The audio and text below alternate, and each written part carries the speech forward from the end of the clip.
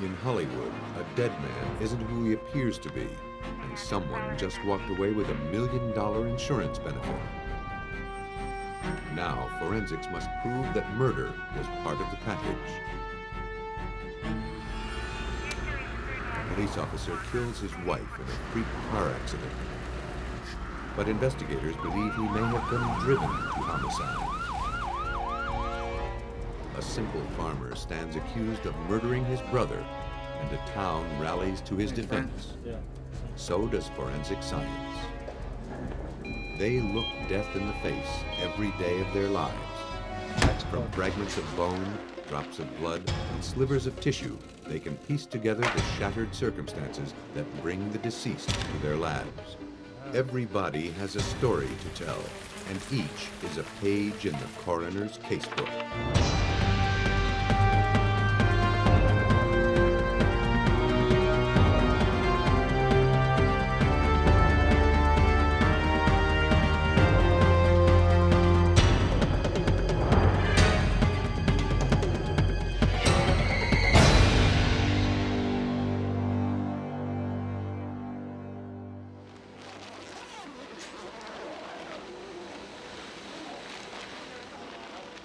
When someone dies, their work begins. Coroners, medical examiners, and criminalists know that every kind of death leaves its subtle mark.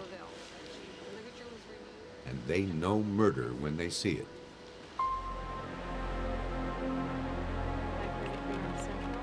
Early in the morning of April 16, 1988, the Glendale, California 911 dispatcher received a call about a man in cardiac arrest. The call was placed by Dr. Richard Boggs, a respected neurologist. When paramedics arrived at his office, he explained that the man was one of his patients named Gene Hansen, who had a history of heart trouble. The victim had credit cards in Hansen's name.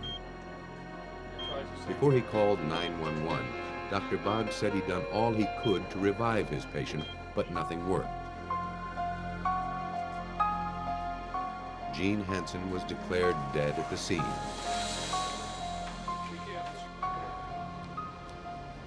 At the LA County Coroner's Office, the body was given a routine autopsy.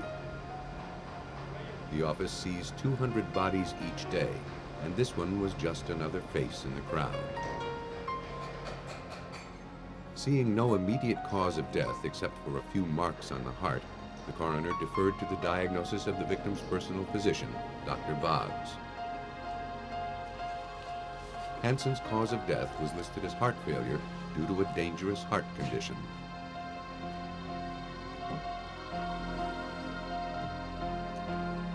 The body was released to the hands of John Hawkins, Hansen's companion and his partner in their successful sportswear business.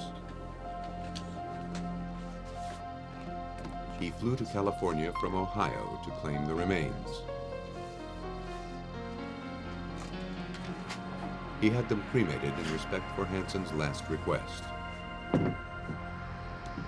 Hawkins, as his partner's sole beneficiary, then received the first $1 million of Hansen's $1.5 million life insurance policy.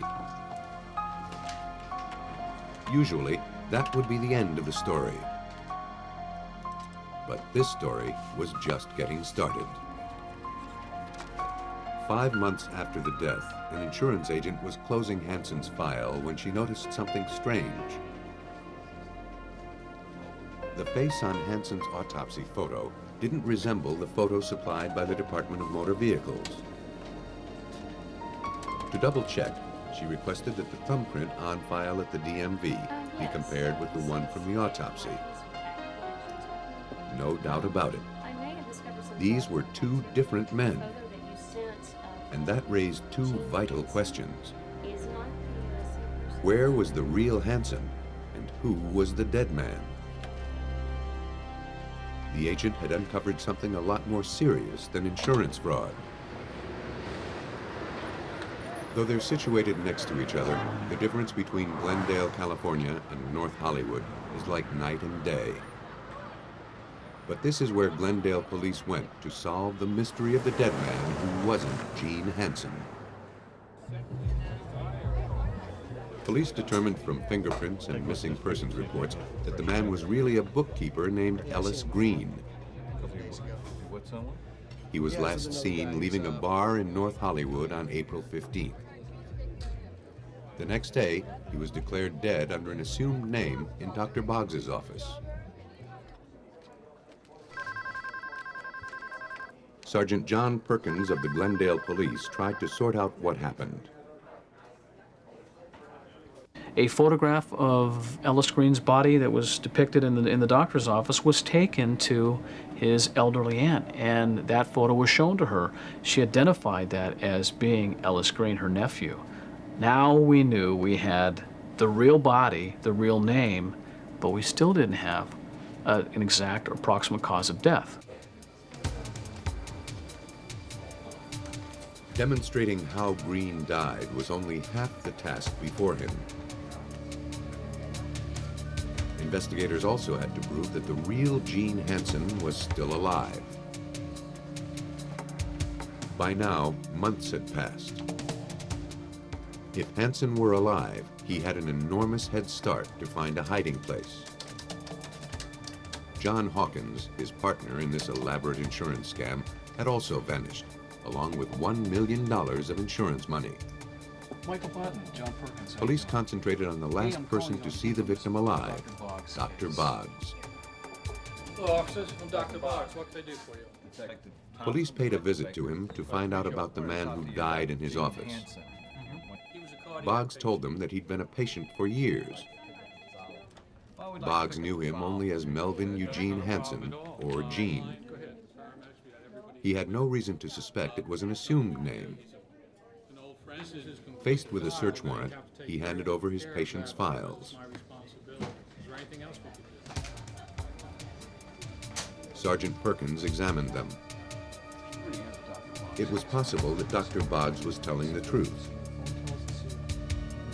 Gene Hansen's records showed that he'd been repeatedly warned about his condition, but refused to follow doctor's orders. But it was also possible that Dr. Boggs was in on this elaborate insurance scam, and the records themselves were doctored.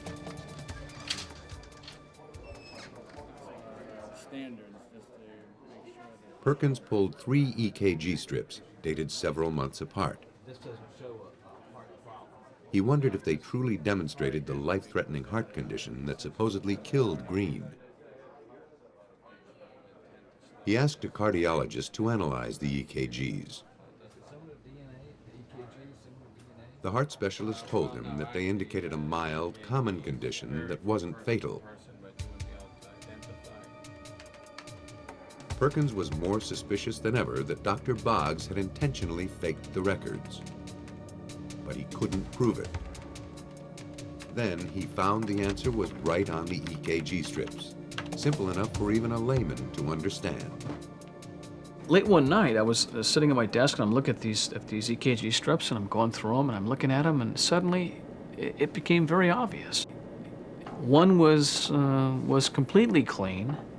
One had a red dye halfway down the length of the EKG strip, and the other one had a complete dye from the entire length of the EKG strip.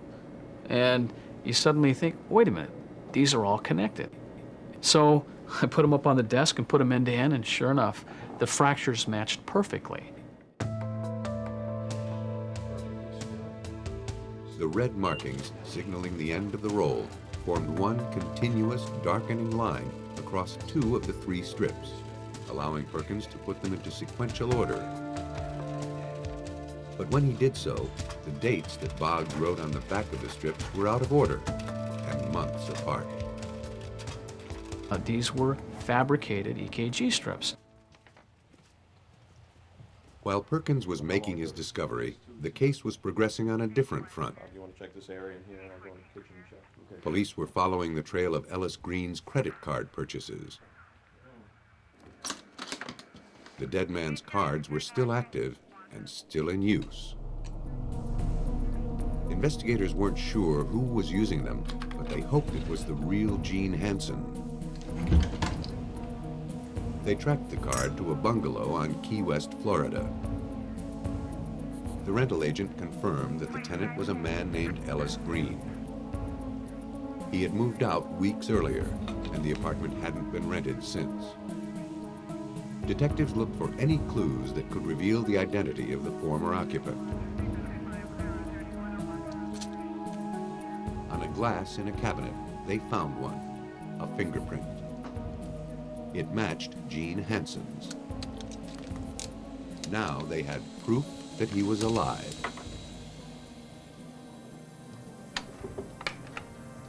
Sir, could you ever see a Then, in January 1989, 9 months after his reported death, Gene Hansen, traveling under another assumed name, was stopped at the Dallas-Fort Worth airport returning from Mexico. He'd been acting eccentrically enough for customs agents to pull him over and inspect his suitcases. They found $14,000 in cash that he failed to declare, thereby breaking the law. They also found the IDs for 13 people. Among them was Ellis Green's, the dead man in Dr. Boggs' office. Here was proof that he'd switched identities with the victim and pocketed some of his own death benefits. He was arrested. With Gene Hansen captured and the incriminating EKG strips, police had enough to arrest Boggs as well. They knew they had him for conspiracy to commit insurance fraud. In fact, they uncovered evidence that he and Hansen had pulled off some fraudulent claims in the past. The two of them, along with John Hawkins, staged car accidents for the insurance money. Dr. Boggs was the physician who signed off on their medical claims. But was there enough evidence to prove that Boggs actually murdered Ellis Green as part of the conspiracy? Without a body, they didn't seem to have much of a case. Boggs claimed that they originally hoped to steal a body from the morgue, but that proved impossible. Then, by gruesome coincidence, the conspirators said they happened upon Ellis Green's body shortly after he died. Despite how unlikely the story sounded, Boggs challenged the prosecution to prove he was lying.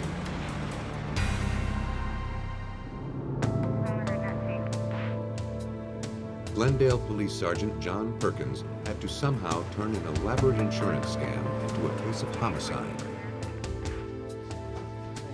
Gene Hansen, the man who faked his own death, and Richard Boggs, the accommodating physician, were already in custody. Perkins was eager to put all the pieces together and wrap it up, but there was still no sign of John Hawkins, the beneficiary who fled with the $1 million insurance payout. And still, investigators were short on evidence to prove what they strongly suspected, that Dr. Boggs murdered Ellis Green to pass him off as Gene Hansen. We really needed somebody who could look at the entire pieces of evidence that we had, that being the autopsy report, some of the tissues. There was a stomach content that was collected at the time of autopsy, and examine those from an independent view, to look at the crime scene photos, to give us some indication as to this person did not die of natural causes. And that's when we brought in Dr. Michael Bodden. Michael Bodden is the executive director of the New York State Police Forensic Science Unit. He's also an expert on the nuances that death leaves on the body. He has worked on the congressional committees that investigated the deaths of John F. Kennedy and Martin Luther King, Jr. In the case of Ellis Green, Bodden had slides of his heart, lung, and liver tissue, as well as photographs of the victim that were taken shortly after death. From this evidence, Bodden could determine two facts with confidence. One, Green did not have a fatal heart condition. And two, his skin, which showed no other marks, was blue at the time of death, suggesting lack of oxygen. From these two facts, Bodden reached a single conclusion. Green was suffocated. Except for the telltale blue color, in the absence of a struggle, suffocation leaves no marks. Its diagnosis comes from eliminating all other possible causes of death. It's a diagnosis of exclusion. A bullet wound, we don't need a diagnosis of exclusion because we find a hole in the body. A stab wound or a blow from a baseball bat all leave marks on the body that we can see at autopsy. But if something is put over the nose and mouth, causing a person to die because he or she can't breathe, and then that object is removed, a hand or a pillow, at the autopsy there's no specific finding that's going to say that he was suffocated. The evidence was enough to convince a jury that the three men had planned the crime together, and that Dr. Boggs, the healer, was Dr. Boggs, a killer. These three individuals were not strangers to crime. They had hooked up probably 4 years before this particular murder, and they had worked out different ways of committing insurance fraud. And the plan that they evolved was somebody had to die. That person, they agreed, was to be Gene Hansen. And the only way that they could pull this thing off was with a doctor, and that doctor was Dr. Boggs. Police believe that Boggs picked Ellis Green up at a bar, the last place he had been seen. He bought him some drinks to make him more compliant. The victim's blood alcohol content was well above the legal limit.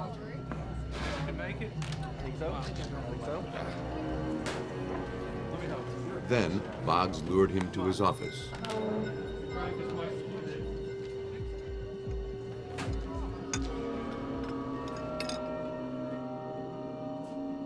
Just in case the victim was still sober enough to fight back, Boggs may have incapacitated him with a stun gun. Then the victim was smothered without putting up a fight. Perkins believes that the forensic pathologist's determination of murder made this case winnable. Dr. Bodden's testimony in this particular case, I feel, was that last inning, you're down by 2 and bases are loaded, and Dr. Bodden came in and basically hit a home run for us. In 1990, Richard Boggs was found guilty of first-degree murder and fraud. He was sentenced to life without possibility of parole. It took 3 years and a worldwide manhunt before police caught up with John Hawkins on the island of Sardinia. In 1995, both he and Melvin Eugene Hansen were convicted of fraud, grand theft, and conspiracy to commit murder. Hansen was given life without parole. Hawkins received 25 years to life. The work of the medical examiner undermined the murderous conspiracy of Gene Hansen and his cohorts. But whether a crime is ingenious or devilishly simple, the forensics required to solve it is equally complex.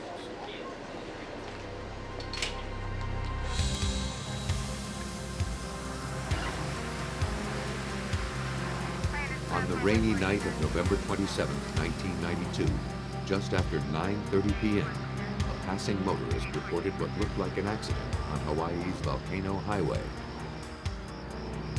Police arrived to find a van facing the wrong way, apparently after spinning. The responding officer recognized the owner of the van to be Ken Matheson, a sergeant on the police force. Ken was badly shaken up. His wife, Yvonne, fared much worse. Ken had tended to her in the back of the van until help arrived. She had lost a lot of blood. By strange coincidence, Yvonne Matheson was a nurse who helped deliver the responding officer's first child weeks before. Paramedics moved her into the ambulance to rush her to the hospital at Hilo.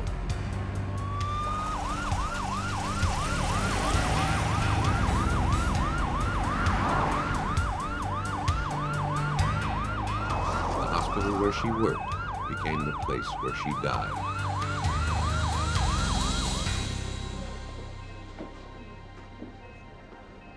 When Ken Matheson's fellow officers heard about the incident on the police radio, they went to see him at the hospital. Matheson told one of his colleagues that his wife's death was a terrible accident. She was driving the van when they started to fight. Things escalated. Enraged beyond reason, Ivan jumped out of the open window of the moving van. Ken said he slid over to steer the vehicle, then backed up to look for his wife. That's when he ran over her.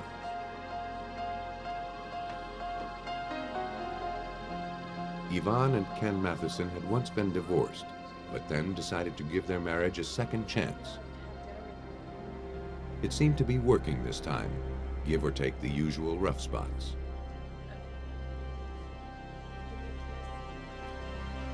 Then this tragedy destroyed it all.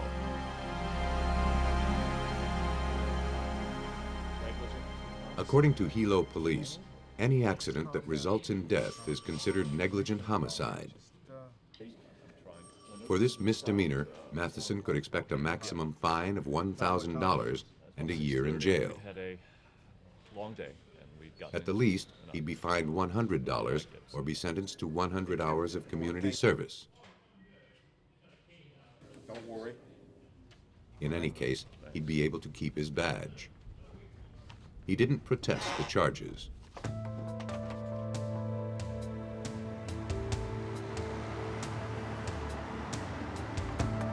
As in any sudden death, a complete investigation would have to be conducted. It was a formality. The death of Ivan Matheson was unfortunate and tragic, but police had no reason to doubt Ken's story. While the investigation was underway, Matheson stayed on active duty with the police force. But after inspecting the scene of the accident, Hawaii County Police noticed some minor inconsistencies between the roadside evidence and Matheson's story.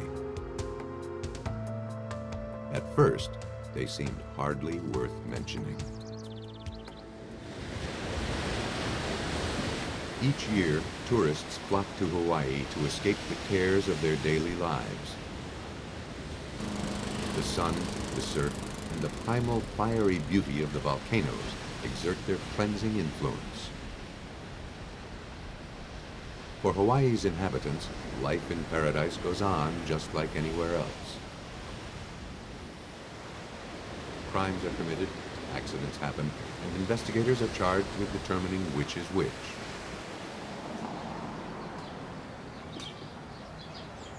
In Hilo, traffic investigators inspected the area where the wife of Sergeant Ken Matheson lost her life. They found relatively little blood on the highway compared to what was found in the van. Though it was a little peculiar, they wrote it off to the rain and the fact that Ken Matheson had rushed his dying wife into the van after he struck her.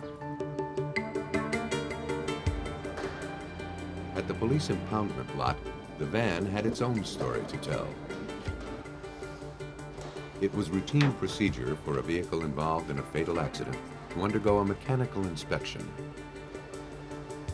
It negates any future defense claims of faulty equipment. Police also had to be sure the van was safe to drive before they could release it to Matheson. Because of the nature of this accident, the undercarriage was thoroughly inspected. Hawaii County Police traffic investigator Martin Elazar was surprised by the relative lack of damage he found there. However, when he was done inspecting the outside, the interior of the van caught his interest. I peered inside from the outside and I could see blood stains. Blood stains on the driver's side window, blood stains on the plastic cover to the panel area fronting the steering wheel. Blood stains up above there. Was a heavy concentration of blood and hair on that bolt. There was no reason for blood to be in the driver's portion of the vehicle. Elazar needed a closer look. But to search inside the van required a warrant. he asked Deputy Attorney General Kurt Spohn to request one. The warrant came through in the nick of time. 3 months had passed since the incident. According to Spohn, their main piece of evidence almost slipped through their fingers. You do a mechanical inspection, and once all the mechanical inspections and the search warrants are finished, you return the van to the owner. And in this case, the van was authorized to be returned to the owner. Fortunately, Matheson hadn't picked it up yet. The van was secure. The release authorization was canceled. A search warrant for the van's interior was issued.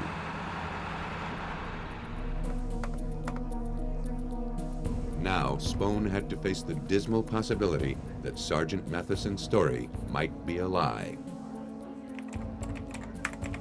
And though they still had the van, another piece of vital evidence was lost forever.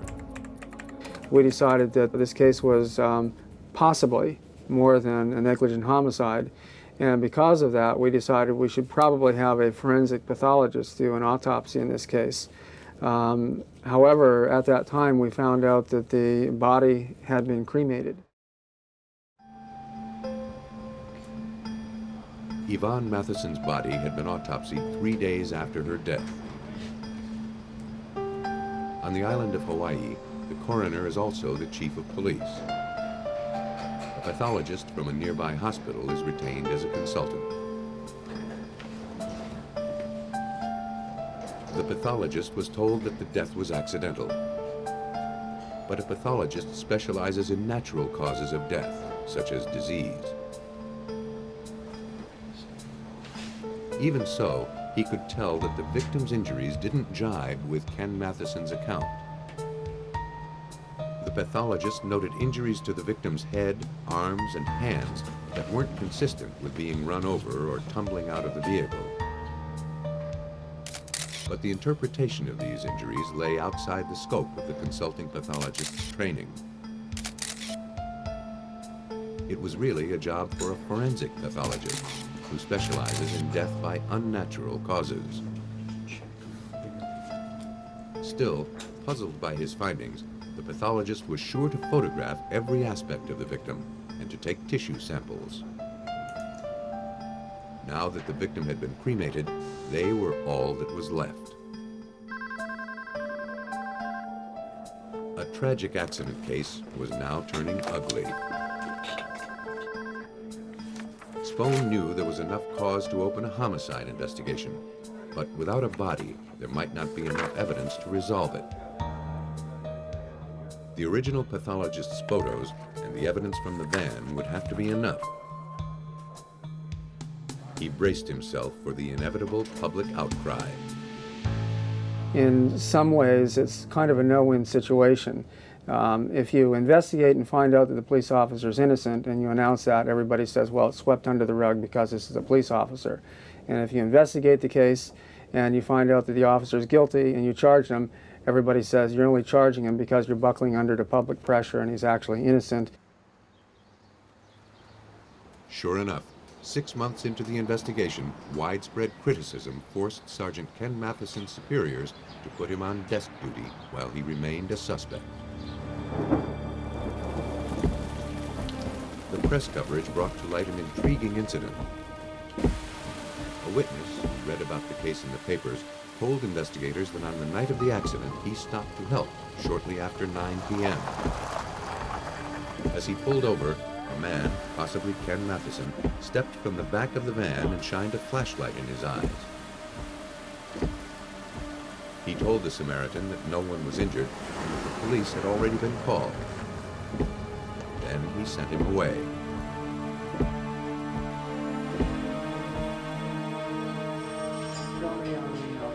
Investigators now suspected that perhaps the passerby interrupted the crime in progress. They just had to prove it.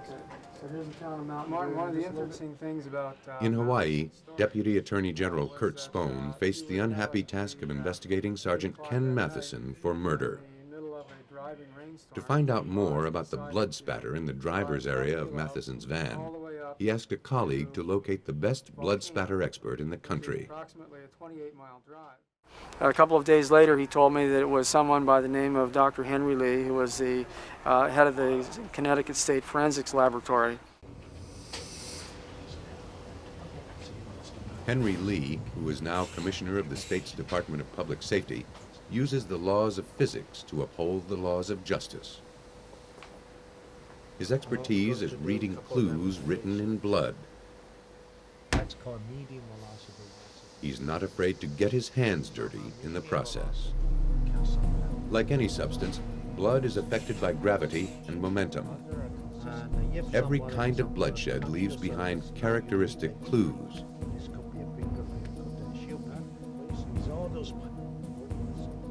Stabbing will create a dripping pattern. The relatively low velocity of the weapon doesn't propel blood too far from the source. A speeding bullet, on the other hand, creates a bloody mist. And a bludgeoning wound produces large spatters that can spray far. By examining the tiny tails behind each drop of blood, Lee can determine the position of the victim and the amount of force used to create the injury. From this, and from the size of the wound, he can determine the type of weapon used and deduce the circumstances of a person's death.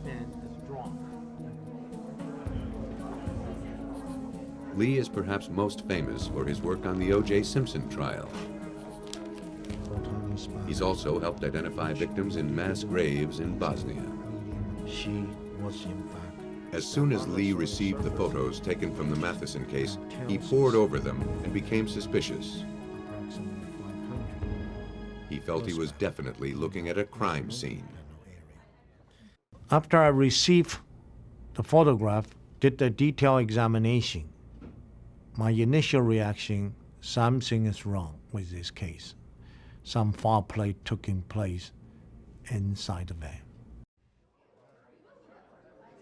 From the photographs of the driver's side window, Lee could tell that the blood at the front of the van was spattered at medium velocity, suggesting blunt force trauma. It appeared the victim was struck multiple times. The blood stains on the window also contradicted Matheson's assertion that his wife dived out of it. At the time of incident, this window was up. Approximately 200 medium velocity blood spatter was noticed in this area alone. Lee needed to see the van firsthand to trace the trajectory of the spatter. Strings were connected to each droplet to determine their common point of origin. It turned out to be the driver's seat area, about the height where a person's head would be. Lee's findings showed the damage was inflicted before she left the vehicle. The photos from the autopsy showed that the victim's head had sustained enough damage to kill her. Once Dr. Lee determined that a struggle had occurred in the van, investigators knew that Ken Matheson was lying. His motive for killing his wife was probably money. If she died in an accident, he would be paid $595,000, and if she died in an automobile-related accident, he would be paid $675,000. Sir, step out of the car. Put your hands up. Keep your hands where you can see them. Face down on the ground. Come on, over here in the grass. Face down. Move it. Face down. Based on the evidence, Ken Matheson was arrested on his day off. Police pieced together the murder.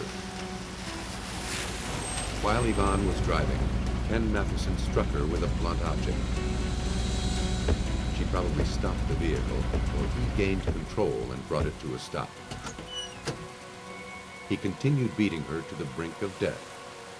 Marks on her hands suggested she had tried to defend herself.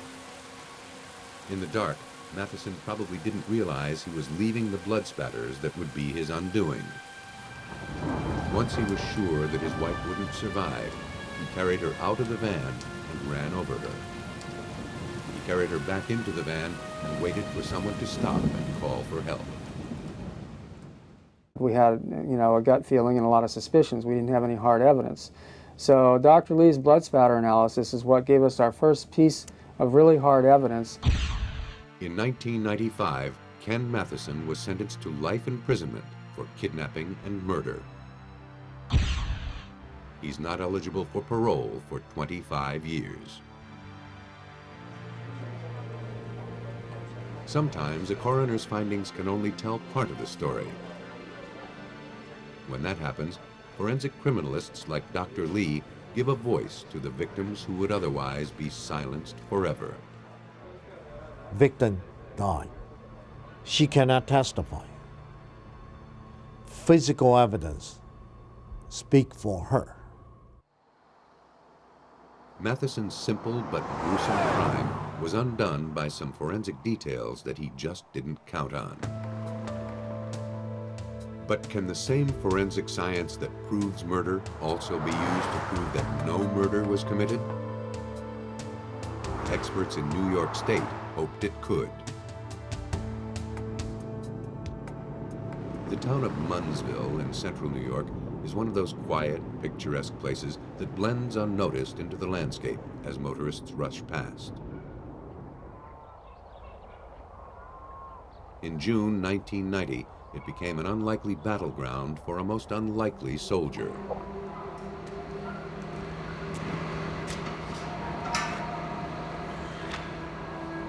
The trouble started in a shabby farmhouse outside of town.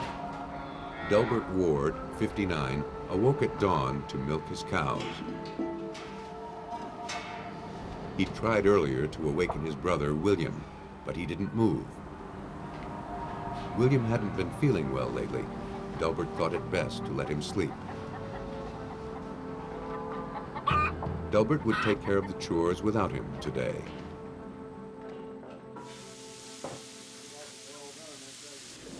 The four Ward brothers were quiet and simple-minded. They'd spent their entire lives on the dairy farm.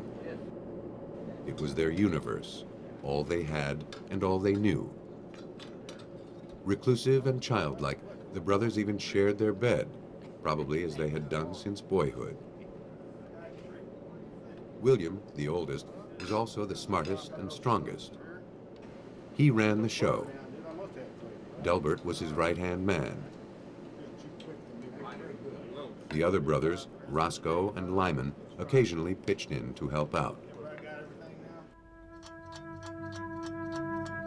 But on this day, June 6th, Delbert was on his own. Even after he finished his chores, he couldn't wake brother William. Something was wrong.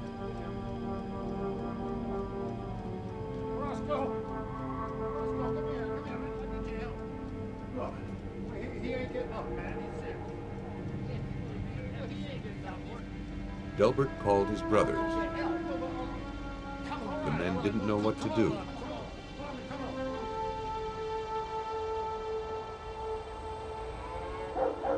Because the Ward brothers had no phone, Delbert and Roscoe walked to a neighbor's house to call for help. Their fourth brother, Lyman, watched after William until it arrived. 20 minutes after Delbert placed the call, state troopers and the Madison County coroner appeared at the farm. William's body was examined. No signs of foul play were noted. It seemed that 64-year-old William died peacefully in his sleep. His body was transported to the medical examiner's office, while police interviewed the surviving brothers.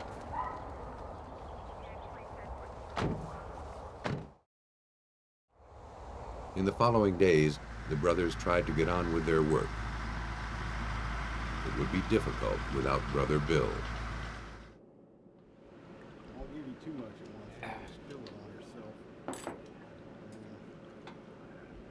Delbert's life would be much harder, and his troubles were just beginning.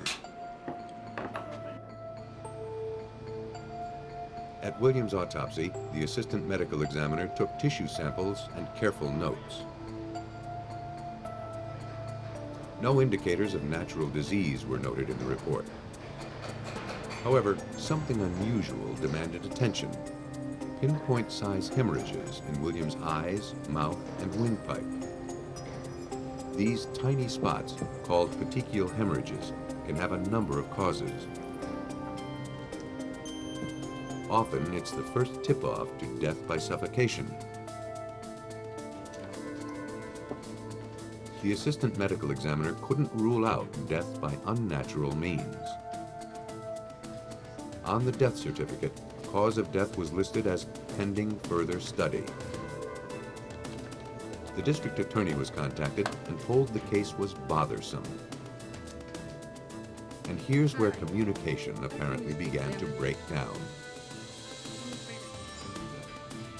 The message was passed along to the state police, and the suspicions about the petechial hemorrhages became garbled along the way. Now, the possibility of homicide became a certainty.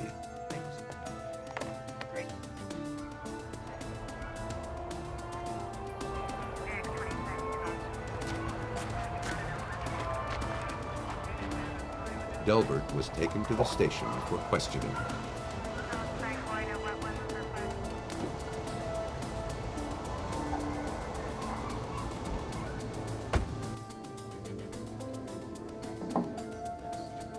He was interviewed for 4 hours. Isn't it true that you had something to do with him being sick? His interrogation was not recorded. According to attorney Ralph Cognetti in Albany, New York, Delbert was confused by all the attention. He only wanted to return to the farm, so he was soon willing to say anything. He signed the confession. Tell them what they want to hear and they'll let you go home. And that's in fact what they said to him. They certainly didn't let him go home after he confessed. But if you have an opportunity to read the confession, it really sounds like a Harvard dissertation. And you know, certainly inside, that that did not come from Delbert's lips.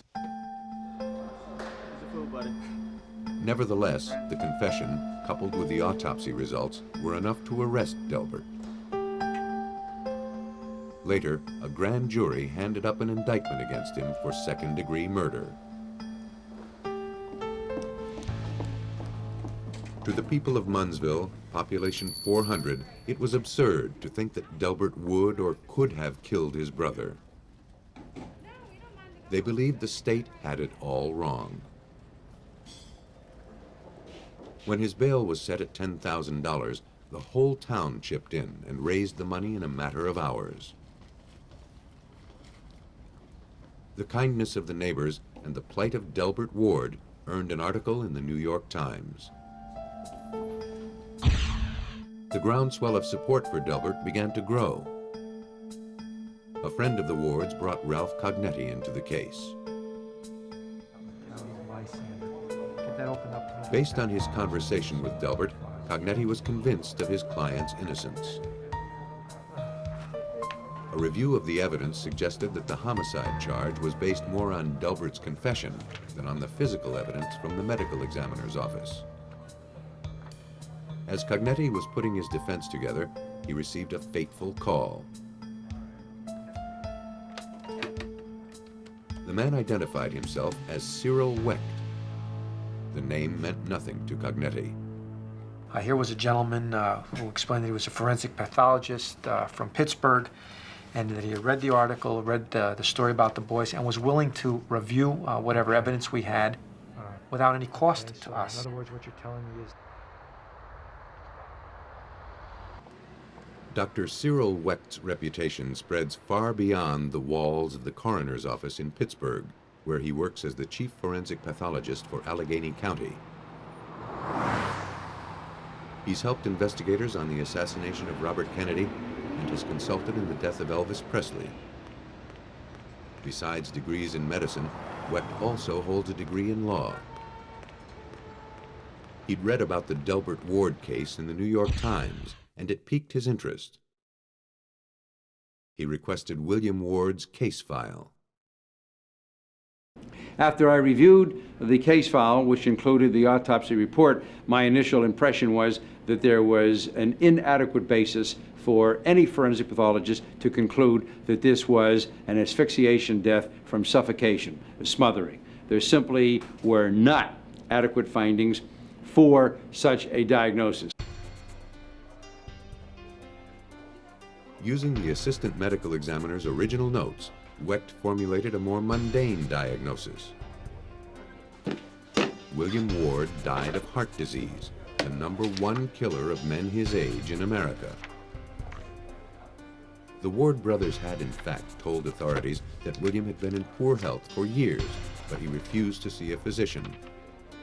His symptoms were consistent with cardiovascular disease, supporting Wecht's theory.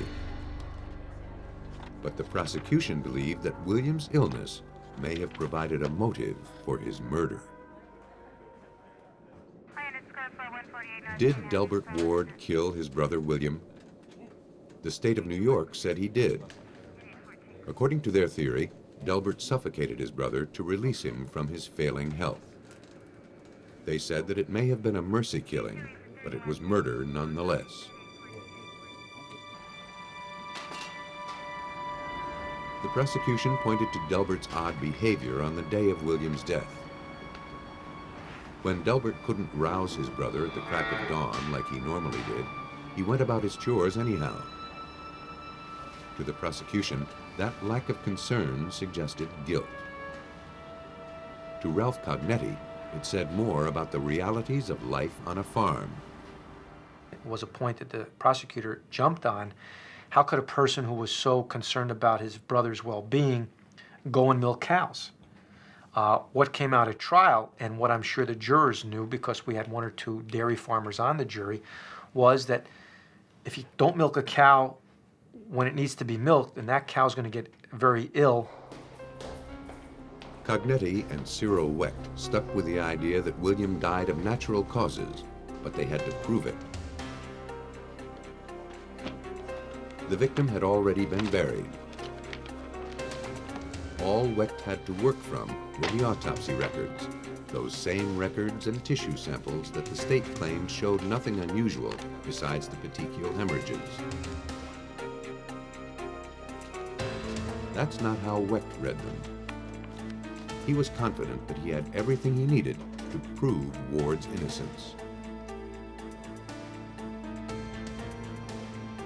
According to the thin tissue samples gathered at William Ward's autopsy, along with the medical examiner's data, William's heart was enlarged and his coronary arteries suffered a blockage of 20%. His right lung was heavily scarred and weighed twice as much as his left. His liver and spleen also were enlarged.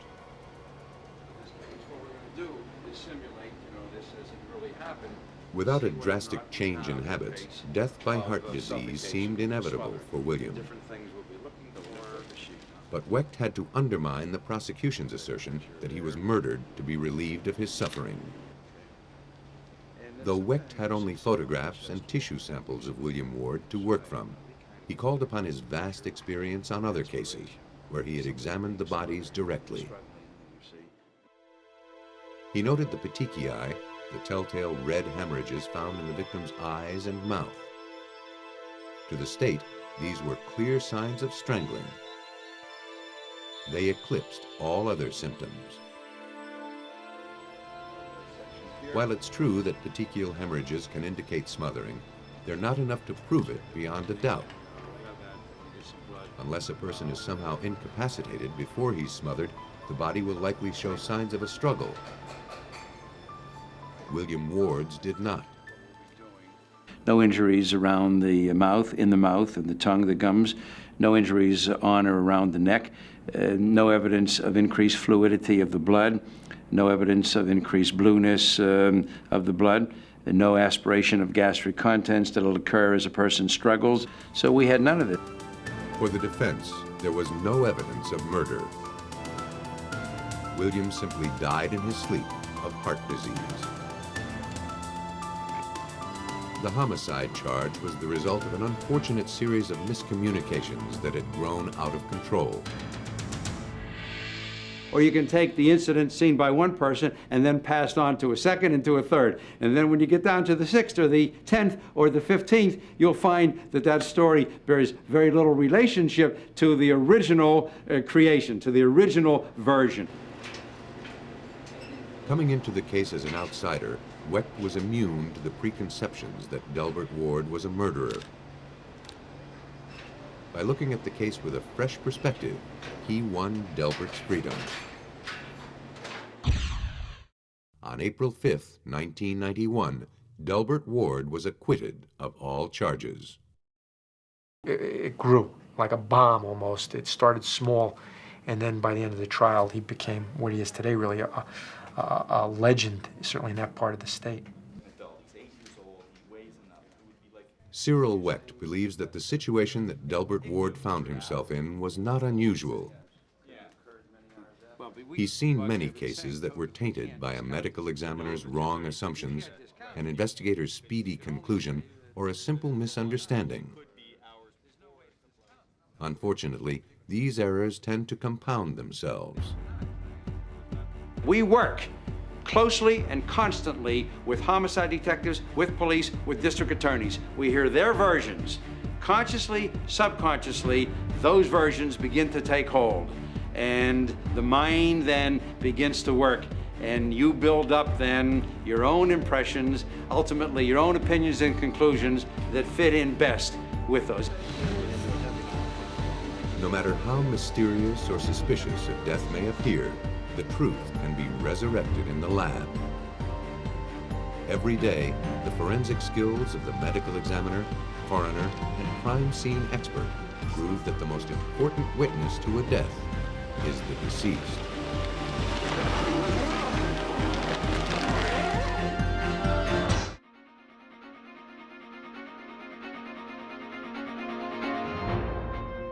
A heart surgeon appears to have died by his own hand.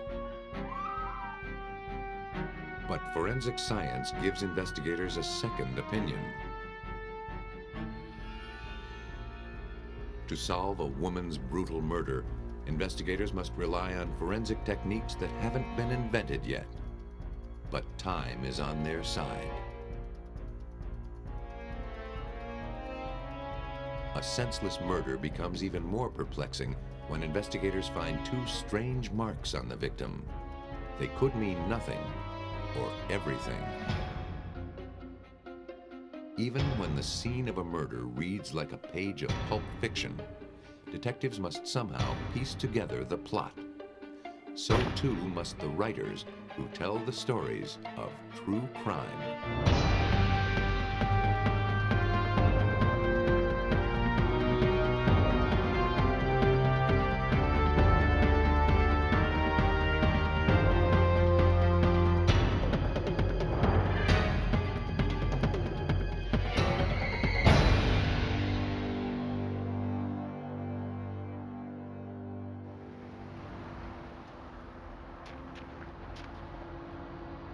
The mystery began on a cold Monday morning in February 1996 in Sims Township, Ohio. The usually punctual heart surgeon, Dr. Darrell Sutorius, missed his morning rounds at the hospital for the second day in a row. Attempts to page him brought no response. His colleagues asked the Hamilton County Sheriff's Department to check on the doctor at home. His wife, Della Dante Sutorius, said she didn't know where her husband was. She hadn't seen him in days. But that wasn't unusual. Though they lived under the same roof, the couple led separate lives. She often went weeks without seeing him. The police asked if they could look around the home. First, they checked to see if the doctor's car was in the garage. When they found it, the engine was cold. He hadn't driven it recently. Their search was cut short by a scream.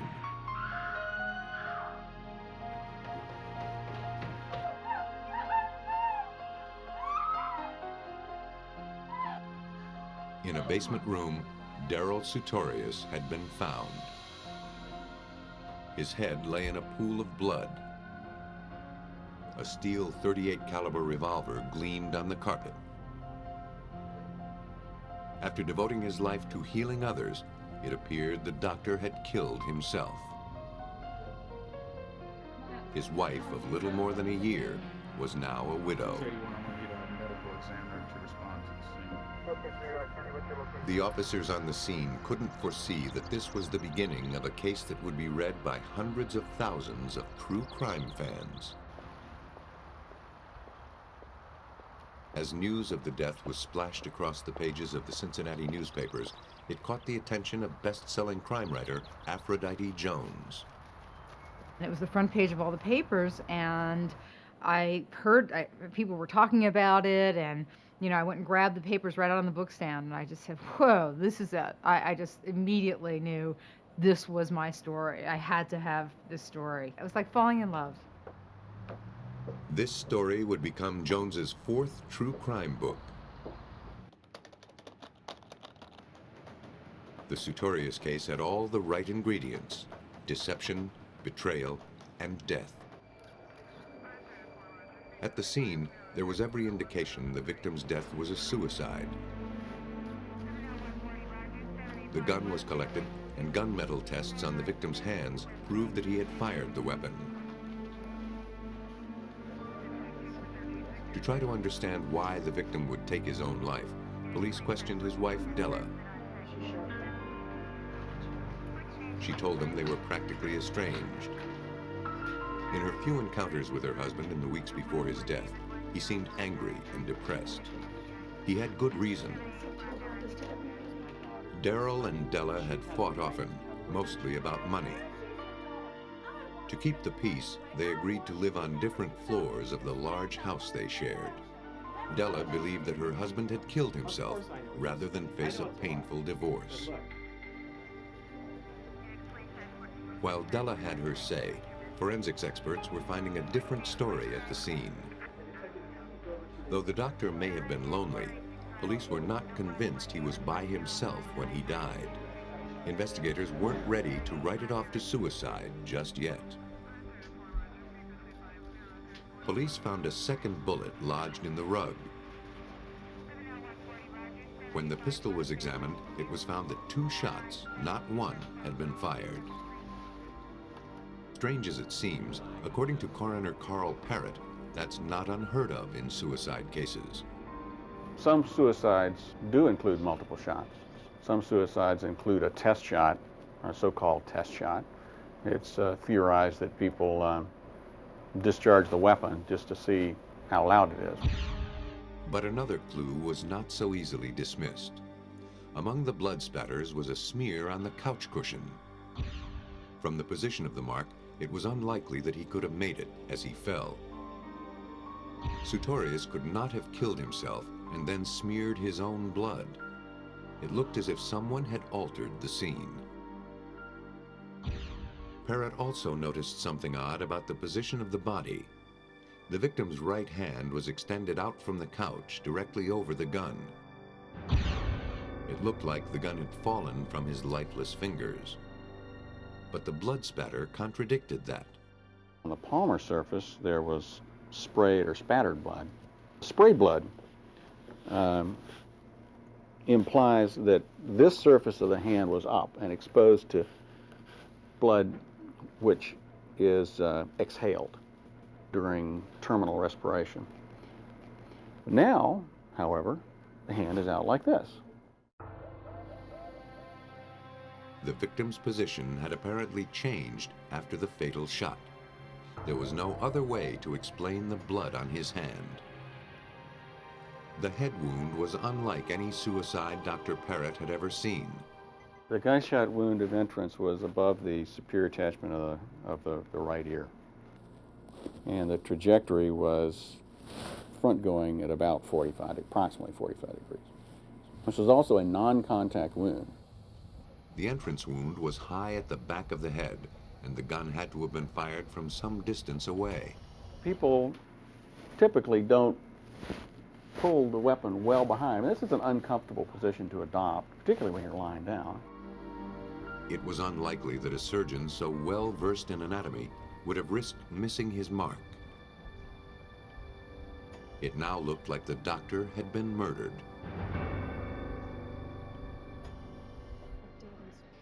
The irregularities at the scene were incriminating, but not damning. To prove murder, investigators would have to first prove that someone else pulled the trigger. The prime suspect was the victim's widow, Della Sutorius. But they lacked solid evidence.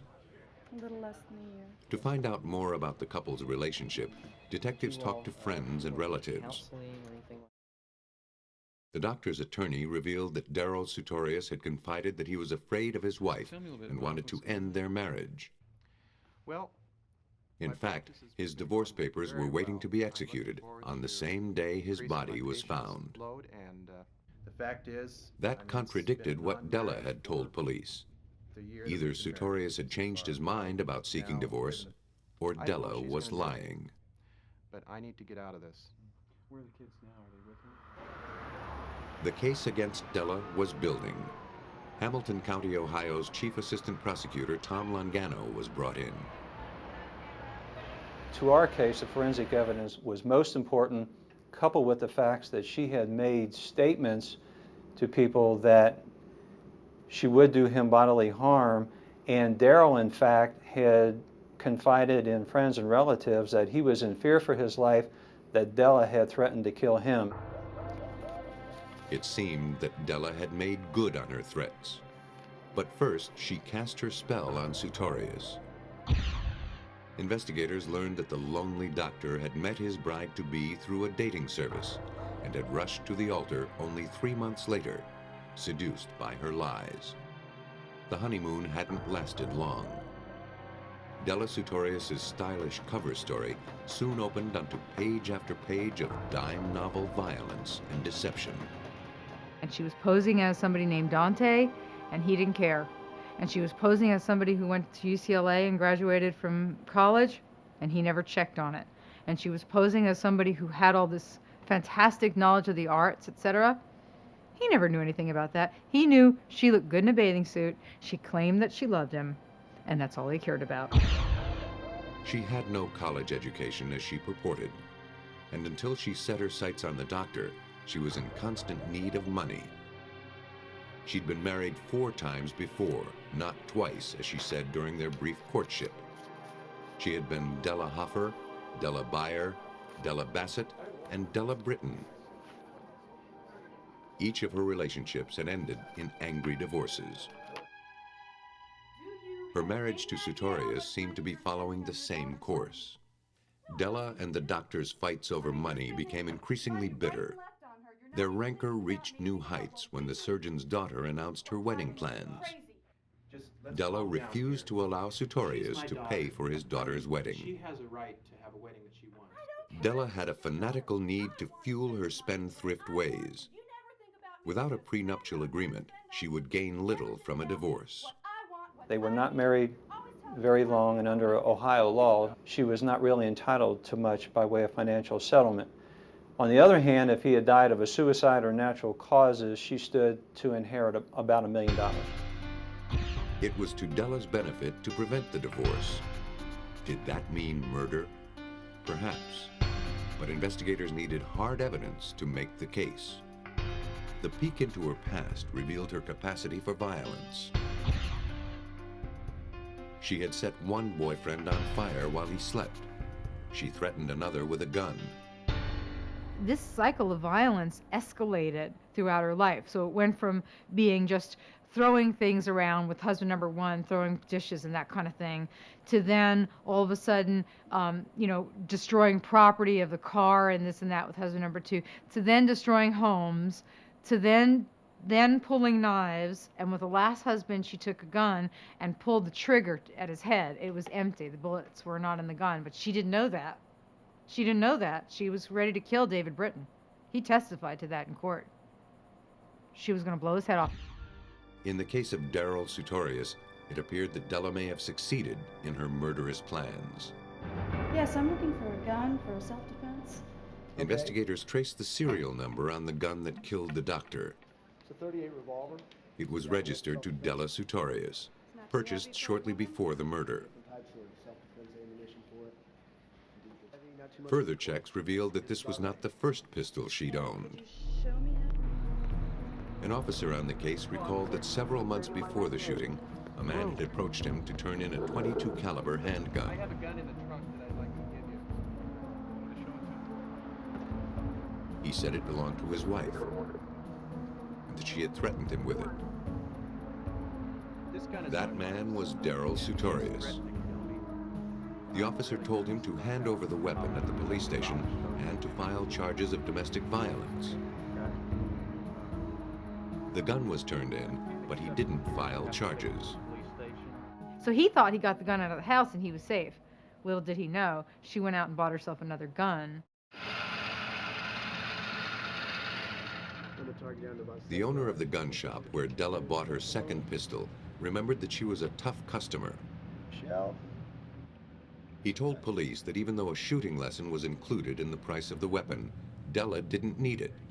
She was a natural deadeye. And with the loaded pistol in her hand, she'd told him she wouldn't let her husband get away with divorce. But hearsay about threats still wasn't enough to bring charges. Investigators had to place her in the room with the smoking gun.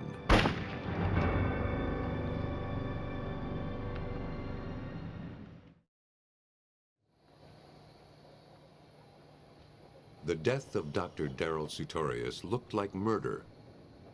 Investigators had learned that his wife Della had both motive and opportunity to kill him. But could they raise tangible evidence to prove it? Coroner Carl Parrott thought he could. He noted that a thin sheen of blood covered practically all of the gun's surfaces.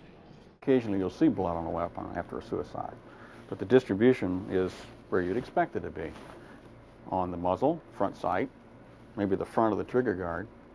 The places you would not expect to see it are on the grips, which are shielded by the shooter's hand. Parrott found a partial bloody palm print left on the grip of the weapon. He determined that the print had been transferred to the grip by a blood-stained hand when the blood was almost dry. Given the lethal nature of his wound, Dr. Sutorius could not have shot himself, dropped the gun, and then picked it up again. Finally, here was proof positive that a second person had been at the scene. The print was too smeared to compare it with Della's, but Della Sutorius had no alibi for the weekend her husband lay dead in the basement. When all the evidence was assembled, the events of the doctor's last day alive became clear. The style to which Della Sutorius had grown accustomed was slipping through her fingers. Pressure was mounting. Divorce was imminent. On Saturday, February 17th, she reached the end of her rope and the end of the 8-day waiting period to pick up her new gun. After shooting her sleeping husband, she arranged his body to make it appear that he had killed himself. Then she placed the gun in the lifeless hand and pulled the trigger once more, making the bullet hole in the floor. Now, gunshot residue would be found on the doctor's hand by any forensic expert who looked for it.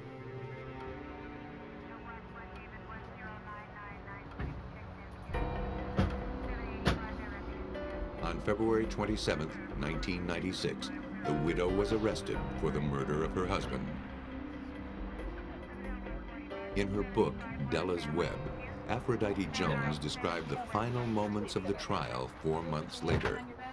The sordid saga of Della, Dante, Fay, Hall, Hofer, Beyer, Bassett, Britton, Sutorius ended on June 7, 1996. A tear rolled down her face as she listened to closing arguments. Then Della collapsed in her chair as the jury announced the verdict: guilty of aggravated murder in the death of her husband. The widow Sutorius was sentenced to life in prison. She will be 70 years old before she's eligible for parole. Though many homicides are solved with the tools at hand, sometimes the clues, and ultimately the victim, must wait for new technology to reveal their secrets. Best-selling true crime writers Don Weber and Charles Bosworth Jr. found themselves thrust into the midst of just such a case in June 1978 in the quiet town of Wood River, Illinois. Carla Brown had just gotten engaged to her high school sweetheart, David Hart, and they were moving in together. Hart went to work as usual, leaving Brown to start arranging their home. But later that morning, when a friend stopped by to see the new house, Brown didn't come to the door.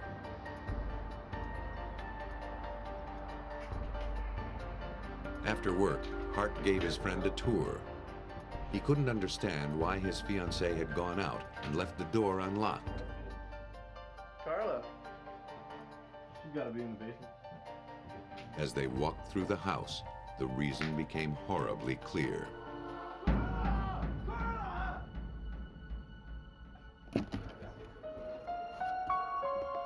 Carla Brown hadn't gotten far in her unpacking before she was attacked. Police found her on her knees, doubled over, with her head in a bucket of water. Her hands were lashed behind her back. She was naked from the waist down. Police questioned David Hart. He was inconsolable. His co-workers confirmed that Brown had been murdered while he was at work. He was not a suspect. Detectives processed the scene for clues. Slashed electrical wire had been used to bind the victim's hands. She had 2 linear bruises on her face and neck. She had been sexually assaulted. Socks tied around her throat suggested she'd been strangled. A pool of water, tinted pink from the victim's blood, was found beneath one end of the couch. More blood led from the couch to the body. But the most perplexing clue lay not on the floor, but overhead. The carafe from a coffee maker was jammed into the rafters. Illinois State Police Crime Scene Inspector Alva Bush didn't trust what he saw at the scene.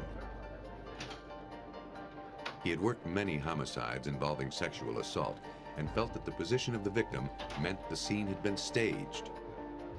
The victim was bound around one wrist, and then the cord went underneath her and came up, and the other wrist was tied. And I felt that this wasn't right because it would allow the victim access to her attacker. Inspector Bush made sure a painstaking series of photographs was taken of the entire scene. Then the body was wrapped in a sheet so that no trace evidence would be lost during transport to the coroner's lab. When the victim's injuries were examined, it was determined that she'd been struck a single devastating blow. It had broken her jaw in 2 places and left 2 blunt trauma bruises on her face. The marks suggested the back of a claw hammer. Though Carla Brown had fiercely resisted her attacker, she'd been overpowered and possibly knocked unconscious. Ultimately, her cause of death was drowning. Charles Bosworth Jr., a reporter who covered this case for the St. Louis Post-Dispatch, experienced firsthand the community's fear and outrage. This was a murder that happened in the home of a lovely young woman minding her own business, moving into a home, starting a new life with her fiancé. It happened in broad daylight, and it immediately raised the issue for us of the lack of safety in a person's own home, and that terrifies the public. Co-author Don Weber, who in 1978 was the assistant state's attorney, was called into the case. The criminal, whoever he was, undermined any sense of safety. The hardware store sold out of locks. Women were afraid to go anywhere by themselves.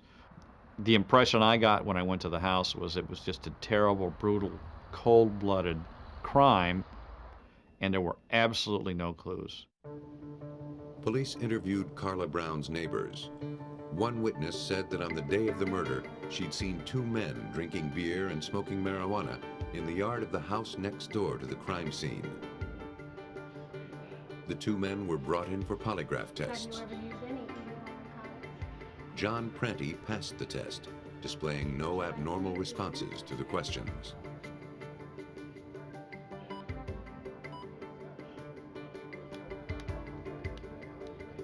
But when Dwayne Conway's turn came, the results were declared inconclusive due to erratic emotional disturbances. Only a disturbed mind could commit a crime like this one.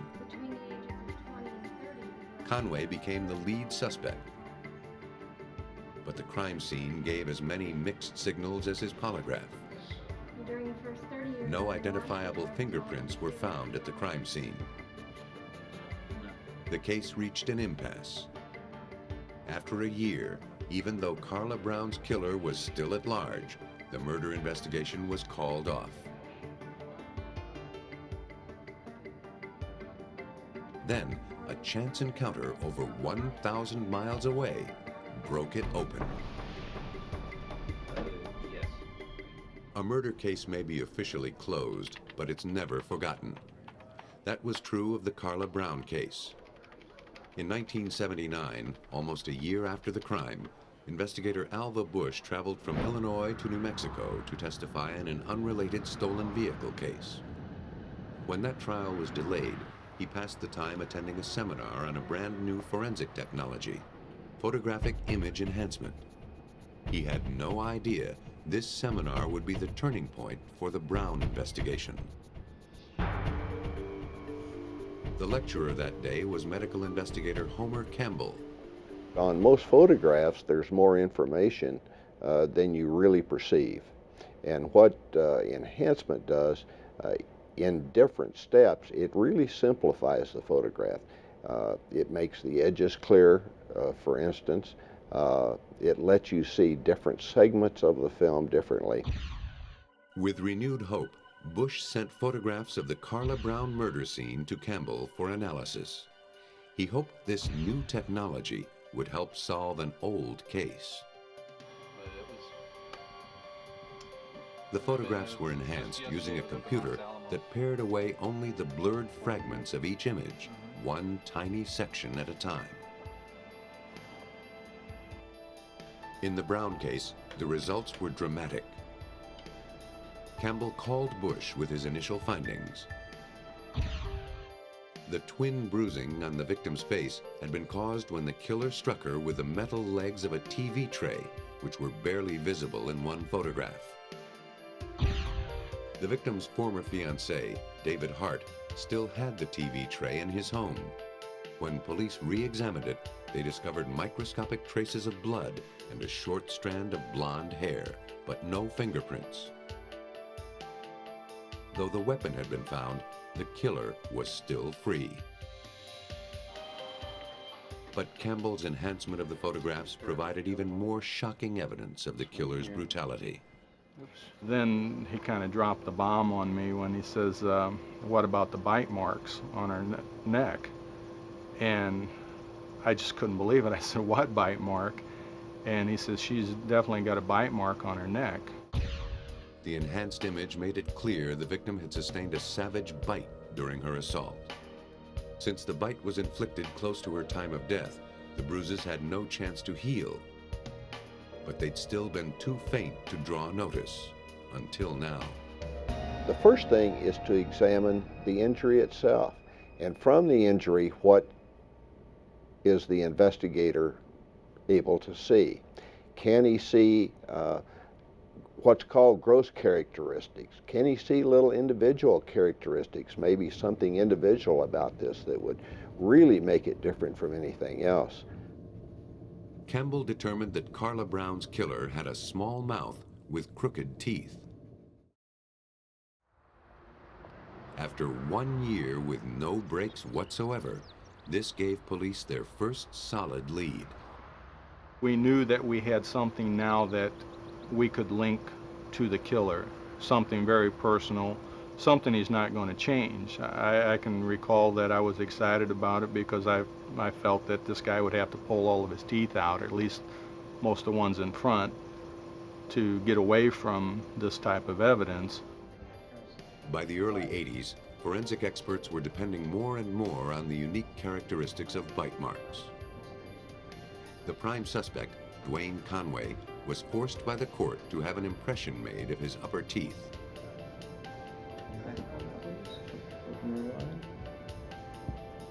A little bit more here. Don't close. This mold was then sent to Dr. Campbell.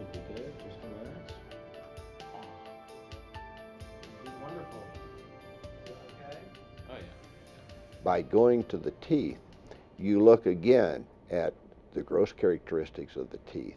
You look at the individual characteristics of the teeth. You look for something a little different that would make this individual. The photos simply didn't provide enough information. Without a clearer view of the bite wound, the case would grind to a halt. Stymied at every turn, there was only one path open to investigators. They started the paperwork to have Carla Brown's remains disinterred. But the investigation moved forward on another front. Detectives on the case learned that the new science of psychological profiling was helping police close murder cases across the country. Detective Bush and his colleagues wondered if a profiler could help them get inside the mind of Carla Brown's murderer. They gathered all the crime scene photos and drove more than 800 miles to the FBI's Behavioral Science Unit in Quantico, Virginia. There, pioneer profiler John Douglas studied the images and made a startling prediction. Douglas was just amazing. You know, he started just talking after he'd seen the photographs, and he says that the crime scene was definitely staged, and that if we're going to exhume Carla's body, that we need to do a lot of high-profile news media on it. And he says that this guy, the killer, will call you, he'll contact you, and he'll want to inject himself into the investigation. The timing of this new information couldn't have been better. In May of 1982, 4 years after her death, permission to exhume Carla Brown's remains was finally granted. As the FBI profiler recommended, the police and the media cooperated, making a public event of the grim proceeding. To further shake up the murderer, investigators publicized the previously unknown fact that the victim had a bite mark on her body and that an arrest in the case was imminent. According to Assistant State's Attorney Don Weber, this was all-out psychological warfare. We were trying to make the killer nervous. He'd coped with the crime. He'd learned that he got away with it. He was really proud of himself. And John Douglas said you have to make him nervous. While new photos were being taken of the bite marks on the victim, Weber's office received a telephone call from the prime suspect's friend. During an office meeting we were having about this case, my secretary broke in and said, "John Pranty's on the phone." Though Pranty had passed a polygraph and wasn't a suspect, he was behaving like the killer. That wouldn't have worked out. The profiler said the killer would try to insinuate himself into the investigation. That's what John Pranty was doing. The publicity surrounding Brown's exhumation and the bite wound also brought out new witnesses who called investigators with crucial information. He told me she had bite marks on her neck. They said that at a party just 1 week after Carla Brown's death, Pranty had been describing the murder scene to his friends in lurid detail, including a description of the bite mark. The only way he could have known about the mark 3 years before the police learned of it was if he'd inflicted the wound himself.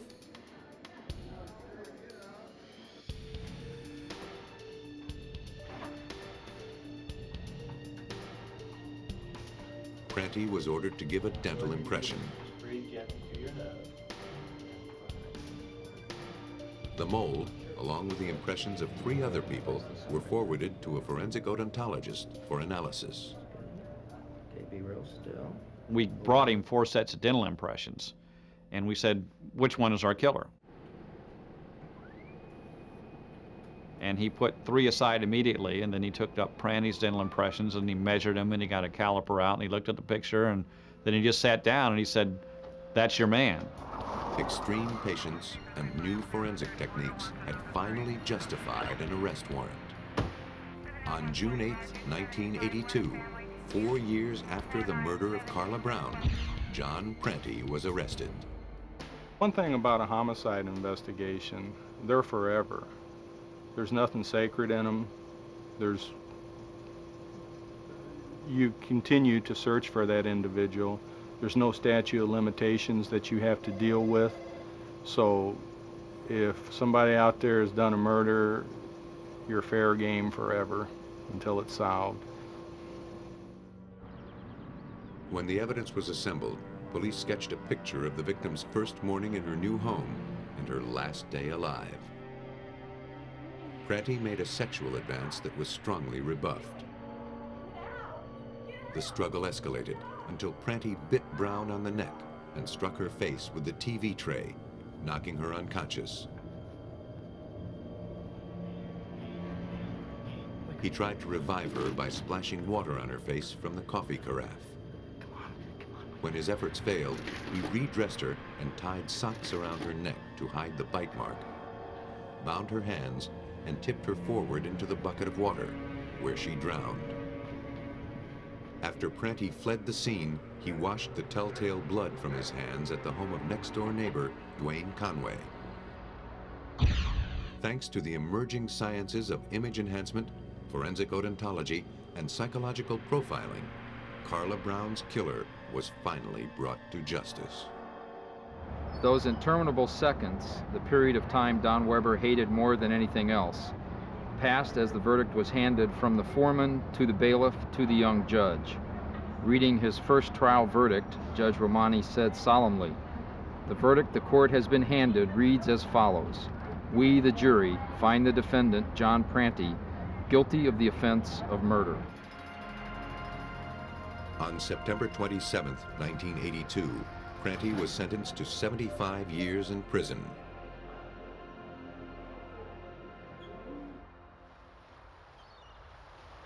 While the process of solving a crime can bring welcome resolution, it can also stir up some ugly ghosts from the past. Clifford Leyendecker has been a true crime writer for 22 years. He has published 32 books to date. Being a crime writer is the greatest job in the world. Every book or every magazine piece I do, I get to look into the lives of new people, look into the deaths of new people too, for that matter. But you really see life at its rawest. You strip everybody's secrets away, and if you're a snoop, a former journalist, that can be pretty exciting. In the last century, Leo Tolstoy wrote that every unhappy family is unhappy in its own way. Leyendecker found that it's still true, and still makes good reading. I kind of pride myself on keeping up on what's happening with true crime, and especially my favorites now, which I call family murders.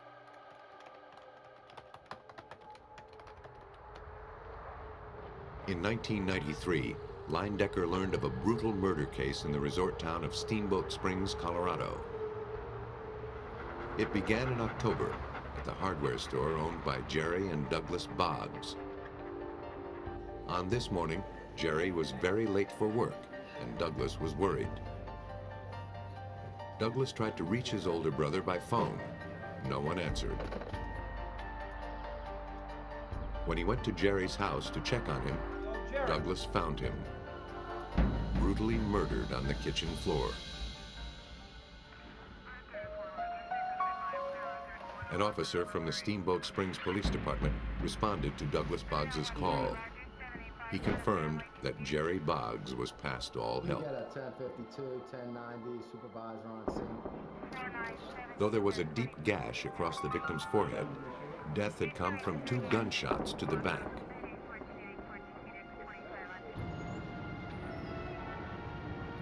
Detective Rick Kratz was called to the scene and noticed something unusual. In looking at Jerry Boggs's body, there was a mark that on his ear and in his cheek right here that we could never figure out what the mark was. It was kind of reddish and circular, and there was a spot up on the lobe of his ear. But I mean, we'd guessed at the onset that this is a muzzle of a gun being shoved into his head, and that was the bruising and the mark left by a gun muzzle. A blood-stained shovel was discovered at the crime scene. It provided another possible explanation for the marks. If the victim had been struck with the tool, the rivets could have made the wounds. Police also found a slug and blood drops on the floor, along with pools of blood. As Agent Tom Griffin examined the blood spatters, the full savagery of the murder became clearer. This convergence of stains, this three-dimensional convergence, was basically underneath the ceiling beam. The ceiling beam had a curved gouge in it, which was suspected to be a result of the shovel, the blade of the shovel coming in contact with the ceiling beam. Investigators collected several shell casings. Perhaps they could hold a clue to lead them to the killer. Forensic experts continued to build the case. After the fatal slugs were removed from the victim, they were submitted to the firearms lab at the Colorado Bureau of Investigation. There, Agent Alan Hammond went to work. I was able to determine that the bullets were .22 long rifle caliber. They had been fired from a barrel of a firearm that had rifling of 8 lands and grooves with a right twist. Detectives had a bullet, but no gun. They had a shovel, but no clue as to who wielded it. By now, the killer could be miles away or very close to home.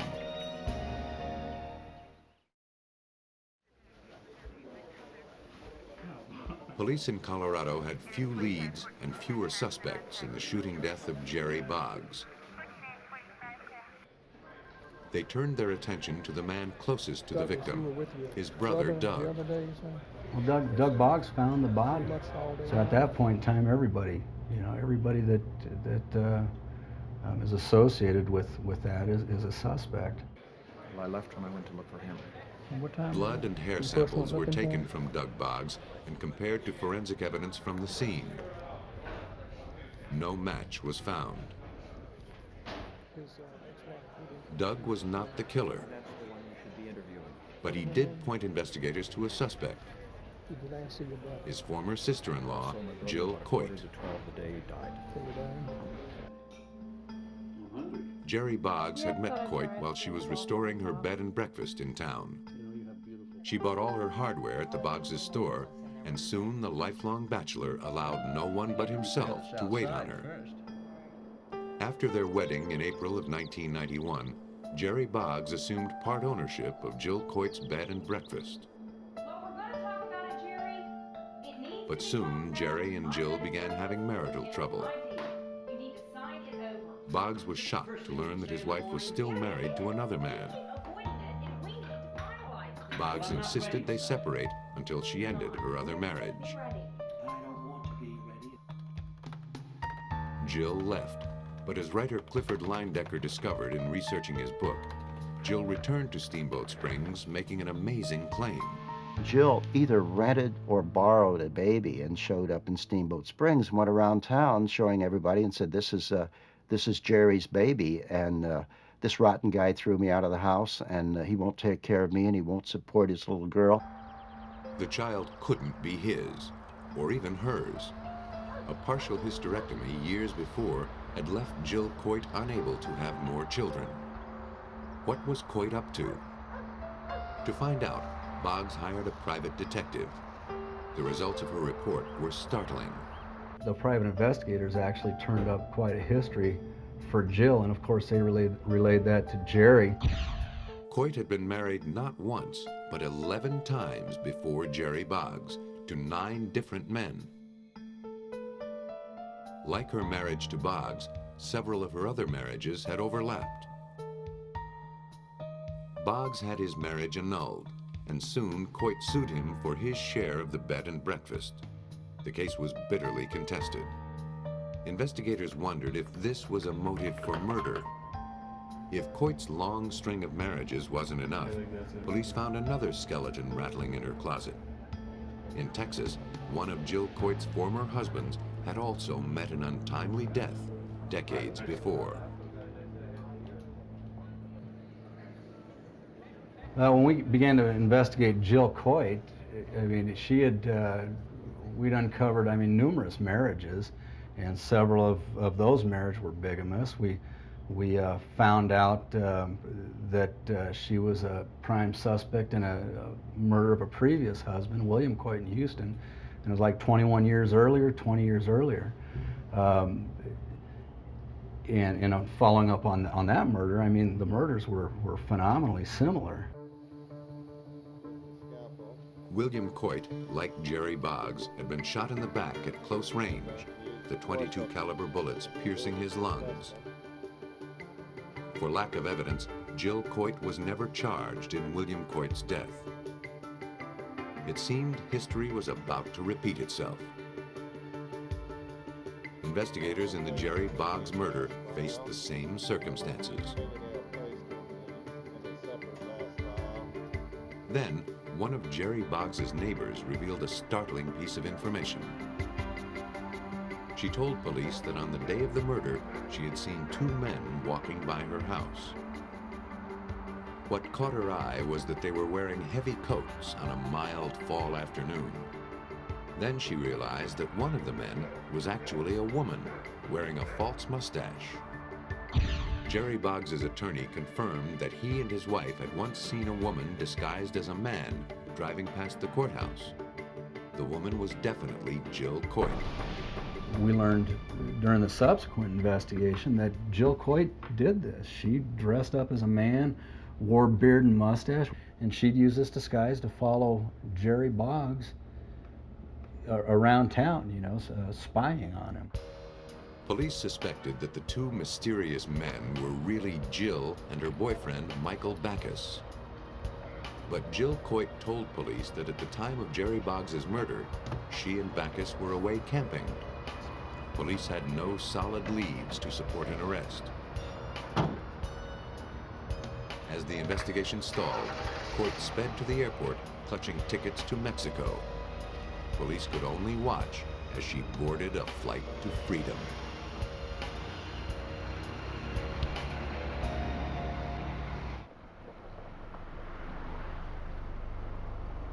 Two men were dead, killed 20 years apart. Both were shot in the back with .22 caliber pistols, and both had been married to Jill Coit. She was the prime suspect in the death of Jerry Boggs, but she was still in Mexico, beyond the reach of authorities. Even if she returned to the States, coincidence was not strong enough evidence for police to bring charges. Then, according to crime writer Clifford Leindecker, a surprise witness turned the case around. I think the turning point in the investigation really occurred when Jill's oldest son, Seth, Stephen Seth, turned against her. Not only had Jill Coit and Michael Backus openly planned the murder of Jerry Boggs in front of her son, she'd even called him when the butchery was finished, telling him it's done and it's messy. Seth had reason to believe her. He'd found evidence of the deed in a bathroom sink at the bed and breakfast, where she may have washed up. With Seth Coit's testimony, police now had a case, but they couldn't act until Jill Coit came back to Colorado. Finally, in November 1993, investigators got a call from her son once again. He said that Jill Coit was making a quick visit to the U.S. to tie up some loose ends on the sale of a property.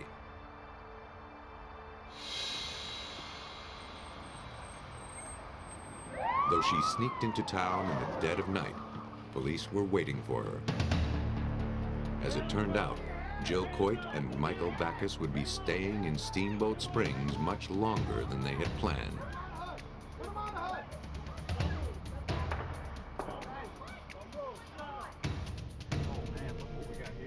When detectives searched the suspect's car, they found spent .22 caliber cartridges in the ashtray. And then they discovered a weapon they weren't even searching for. A stun gun. What do you think of this?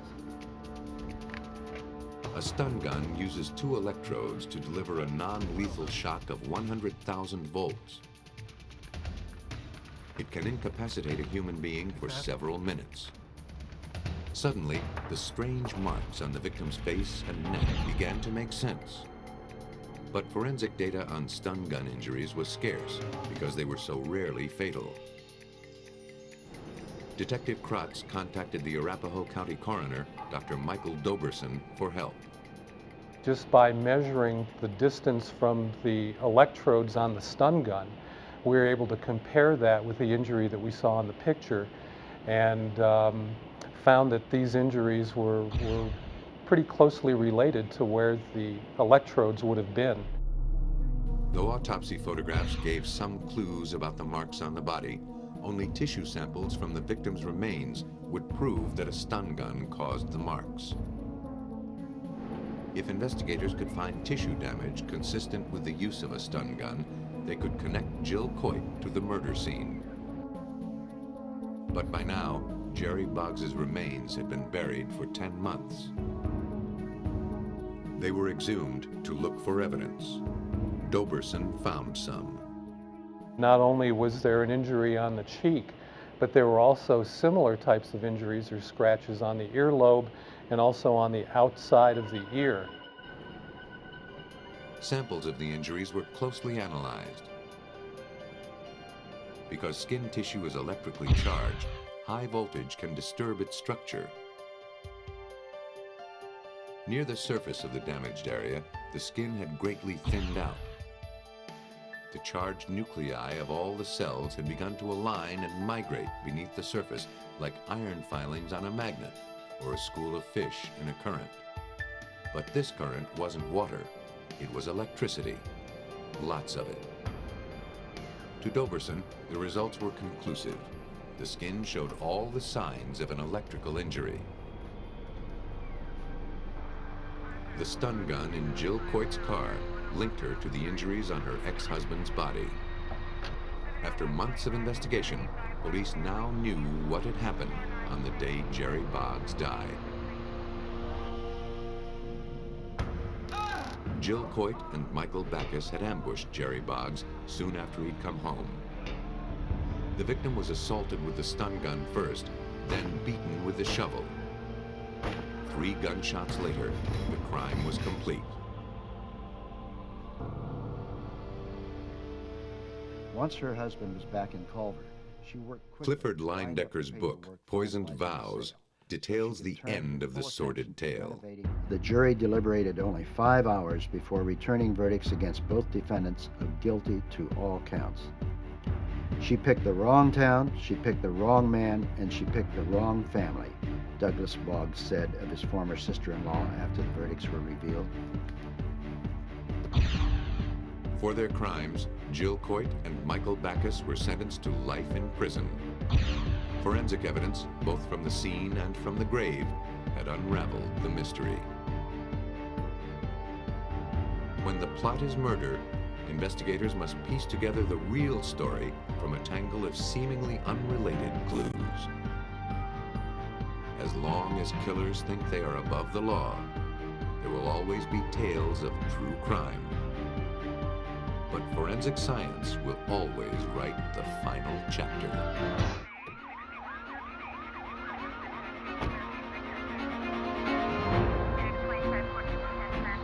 After tapping all their resources, investigators are unable to link a killer to his crime. Will 6 beer bottles make a case? A woman is pulled from her watery grave. The only witnesses have taken wing. detectives must use an empty cocoon to catch a murderer. A shrewd serial poisoner stays one step ahead of the law. To stop him, investigators need to rouse a confession from a graveyard of deleted computer files. Police rarely have the benefit of smoking guns or bloody fingerprints to solve crimes. After the obvious leads grow cold, detectives with an eye for detail can use science to probe the most unlikely sources.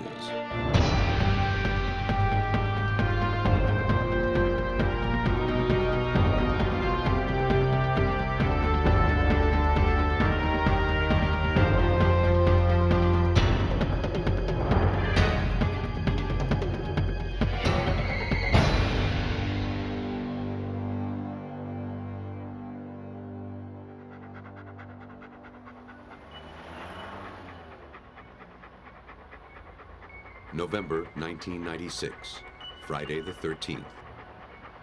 A man and his dog took their usual morning stroll past the soccer fields at the YMCA in Columbia, South Carolina. But on this day, something stopped them in their tracks. What he thought was a childish prank turned out to be frighteningly real. Face down in the grass lay the motionless body of a woman. Her hair was covered with blood. Authorities confirmed that the woman was dead, shot several times in the head at close range. Using her body temperature as a gauge, they estimated that she had died just hours before, sometime between 3 and 4 that morning. Investigators scoured the grass.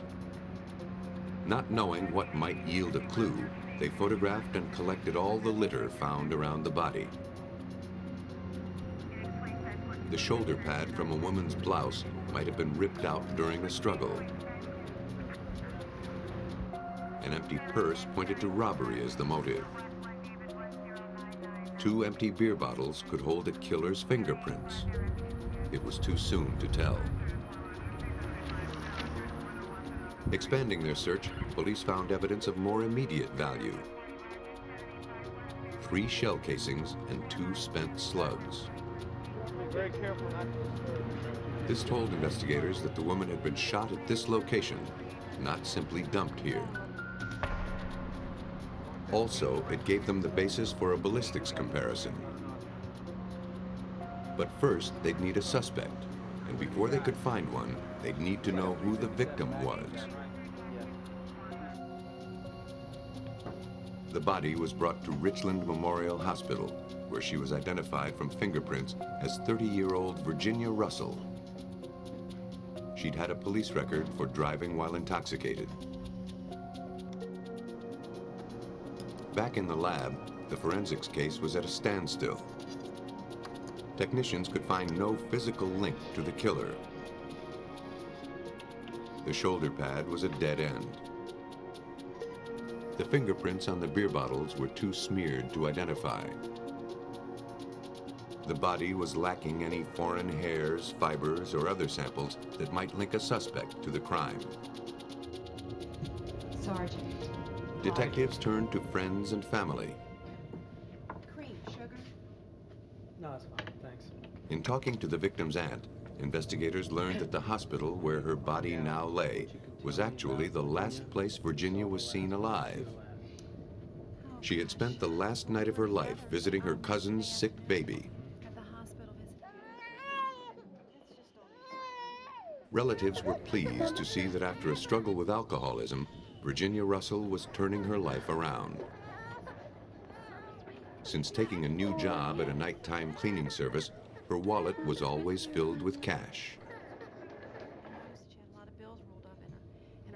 This made detectives speculate about robbery as a motive. Do you recall how much money? No wallet had yet been found.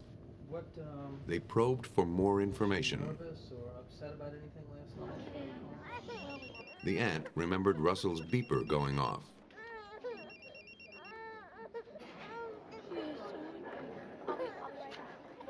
When Russell returned the page, She was overheard taking directions to an address in the neighborhood of Olympia. But Russell wasn't heading out to clean an office. Nor was that the line of work that paid her bills. As another family member conceded to police, Virginia Russell was a call girl working for an escort service. The job put her in the company of any number of shadowy characters, most of whom concealed their identities.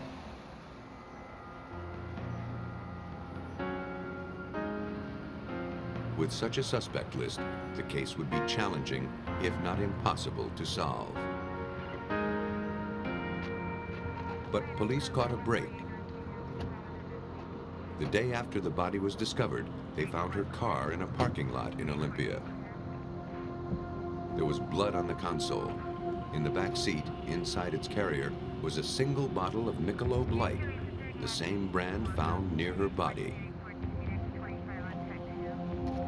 The car was towed to the police lab, where technicians searched for fingerprints, hair, and fiber. They found nothing. They took blood samples from the dashboard. It matched the victim's blood type. Russell must have been shot at least once while in the car. Detectives had come a step closer to piecing together the actual crime, but they were nowhere in their manhunt. When Sergeant Andrew Caldwell of the Richland County Sheriff's Office learned about the murder, he suspected that it wasn't an isolated incident. He was puzzling over a rape case at the time and wondered if the same brutal individual could be responsible for both crimes. His theory was based on more than a hunch. One of the major similarities were both were employed by escort services as call girls, as well as the location of Virginia Russell's car. Virginia Russell's vehicle was found within eyesight of the apartment where the sexual assault had occurred earlier. If Caldwell could solve the rape case, he might catch a killer in the process. On the evening of November 10th, 3 days before Virginia Russell's death, a 20-year-old call girl was dropped off in Olympia by a driver from the service. She was to meet a man who said his name was Daniel Davis. The man attacked her almost immediately. If she wanted to live, he told her, she'd have to comply with his every whim.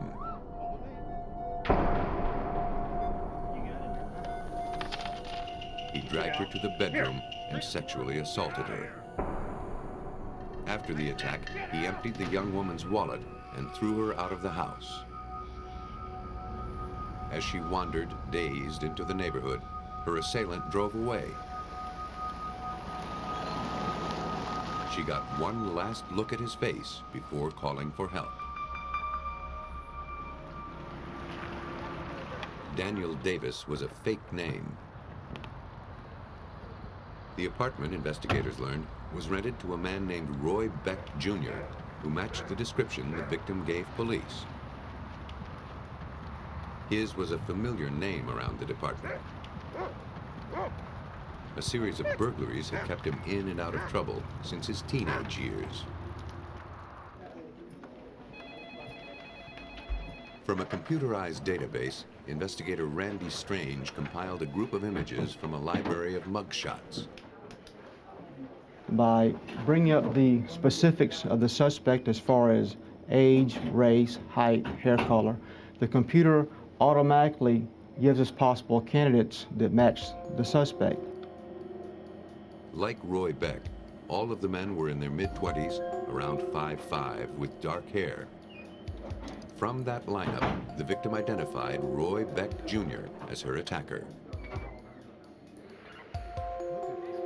Officers went to Beck's apartment to arrest him for the attack on the call girl, but he was one step ahead of them. They found the place abandoned and in disarray. The power had been turned off. Beer bottles and other garbage were strewn on the floor. Armed with a search warrant, investigators combed through the mess, looking for clues linking Beck to the rape. they found ammunition for various guns.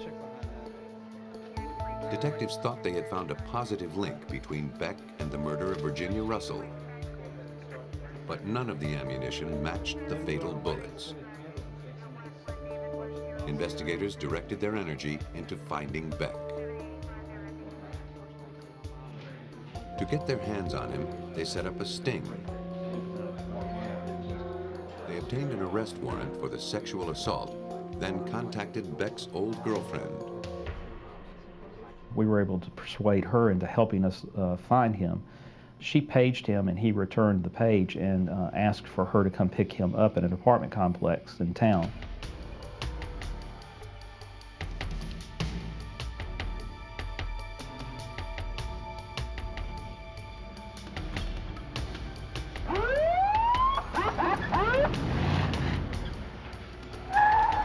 When Beck emerged from his hideout to meet her, he was arrested and brought to the station for questioning. In the meantime, detectives went upstairs to the apartment where Beck had been hiding out. The apartment belonged to Beck's friend, Richard Bulliard. Bulliard consented to a search and pointed investigators to a loaded gun on the sofa. That wasn't the only weapon they found. We were able to locate a large Rambo-style hunting knife, which was described by our rape victim and used in that crime, as well as a phone book in Beck's room that he was using with various escort services underlined and highlighted. The gun, knife, and a pair of boots were collected and brought to the lab, where the first solid links to Virginia Russell's murder were forged. Ballistics proved that the gun found in Bulliard's apartment was used to kill Russell. The boots had blood on them, consistent with the victim's type. Not me, man. Yeah. With the evidence mounting against him, it seemed impossible that Beck could dodge a murder conviction. But he did his best to wriggle out of it by laying the blame on his friend, Richard Bulliard. The gun was in fact registered to Bulliard, and, Beck argued, the boots belonged to him too. Investigators couldn't deny that all the evidence was found in Bulliard's, not Beck's, apartment. Investigators were at an impasse. The rape victim's testimony had established Beck's violent pattern of call girl solicitation and robbery, but that evidence was circumstantial at best. Without tangible clues, investigators had no way of proving beyond reasonable doubt that Beck had ever been with Russell, or that he, and not Bulliard, had fired the gun. With the case crumbling before their eyes, detectives had to gamble on a long shot.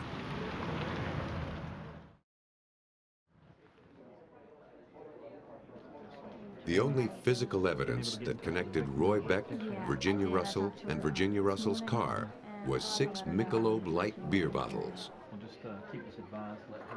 Investigators had found 2 empty bottles next to the body, 3 empty bottles in Roy Beck's abandoned apartment, and 1 unopened bottle in the victim's car. If they could be shown to have come from the same six-pack, it would prove that Beck had been with Russell that night. But without usable fingerprints, linking the beer bottles seemed impossible. Anheuser-Busch distributes almost 200 million bottles of Michelob Light each year. Finding a connection between the 6 bottles seemed remote. Without it, Roy Beck would go free. To tie a murderer to his crime, detectives in South Carolina had the improbable task of proving that 6 bottles of beer came from the same six-pack. For help, they turned to the Anheuser-Busch bottling plant in Williamsburg, Virginia. In turn, Mark Landers, manager of quality assurance, relied on a coding system the company had adopted just that year. The code in question was 17 October 96, and the other 4 characters were WF58. The first part of the code showed that the beer was bottled on October 17, 1996. The W stood for the Williamsburg plant, and the F indicated a particular line within the system. The final part of the code, 58, specified that the beer was bottled during the 58th 15-minute increment on that day. As the bottles are packaged and labeled, they are placed in 6-pack carriers and in a case. All of the bottles produced during a 15-minute time period will contain the same exact code. In Lander's expert opinion, the beer bottles in Beck's house had come from the same carrying case as the bottles found near the victim. It was an irrefutable argument that locked Beck to his crime.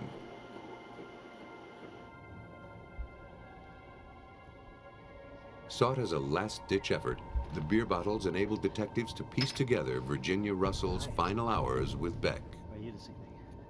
After leaving the hospital, her escort service sent her to Beck's home, where they drank the first 3 beers from the 6-pack. Police surmised that when Virginia stepped out of the room, Beck discovered the stash of money in her purse.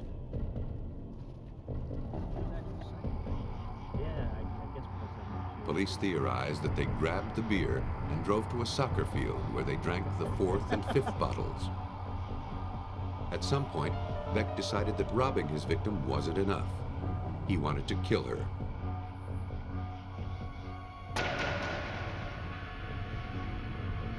He shot her in the head, dragged her out of the car, and shot her twice more. He then drove away, abandoning her car within walking distance of his apartment. He left behind the final unopened beer, and with it, the clue that experts needed to link him to the crime. I remember during the testimony, Beck's defense attorney listening to this testimony, putting his head in his hands and shaking as if he didn't know how to recover from this very damaging testimony that was occurring. And it was at that point I really felt good about the case and knew that we had Beck and he would probably be convicted. By paying strict attention to the most banal of clues, detectives made sure that Beck would pay for his crime. He was sentenced to life in prison. Sometimes it's not the evidence that's so improbable, but rather the unlikely way in which it's found. In western Michigan, the cool, brisk current of the Muskegon River is a popular summer attraction for canoers, fishermen, and inner tubers. But in June of 1989, its peaceful waters divulged a violent secret.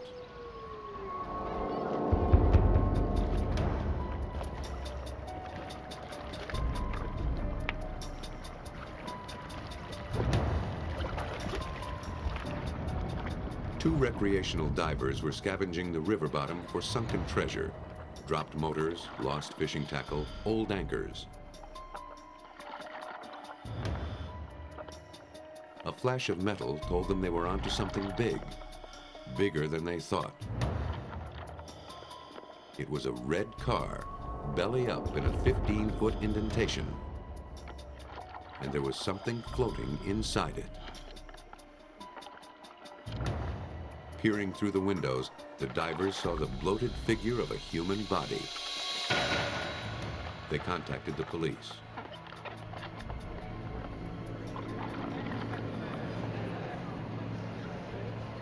As the car was removed from the water, authorities and spectators could only wonder at the identity of the body inside, how the car had gotten into the water, and for how long the river had concealed this dismal grave. A fully clothed woman was removed from the car.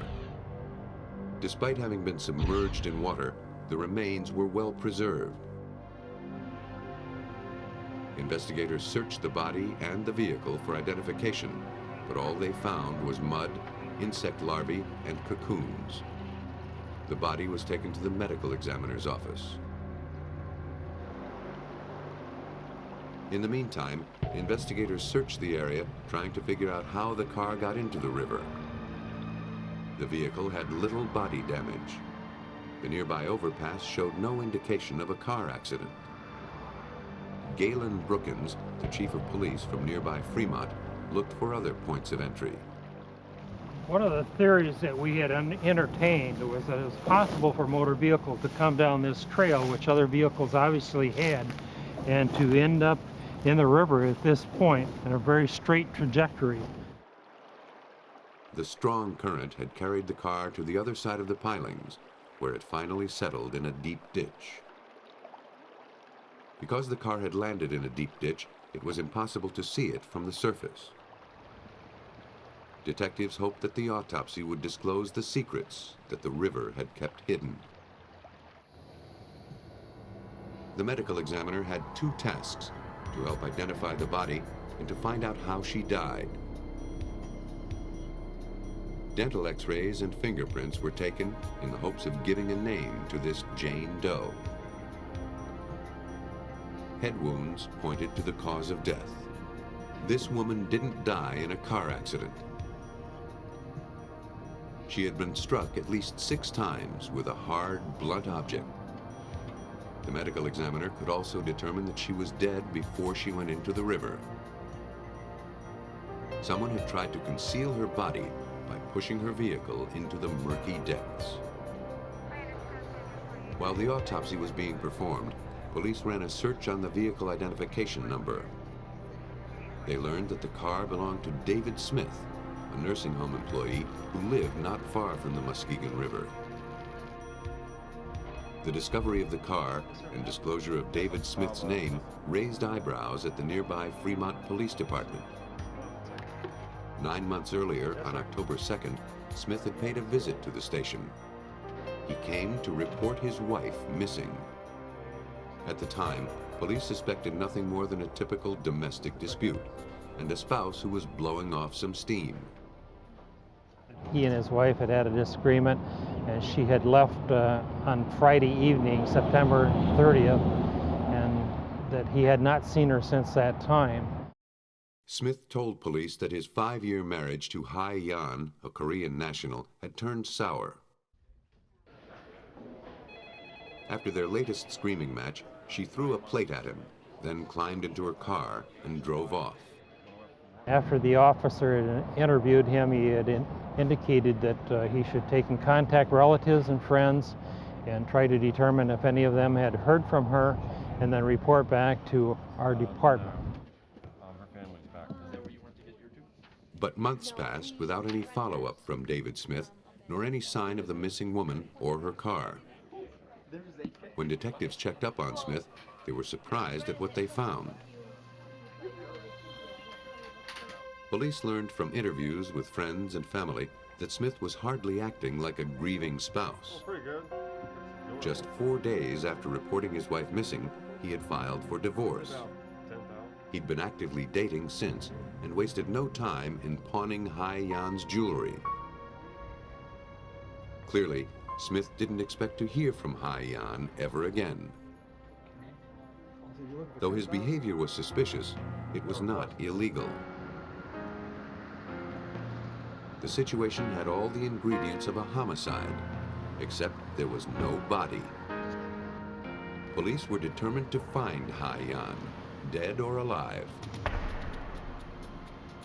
In February 1989, 4 months before the body was recovered, Brookins turned to the Michigan State Police for help.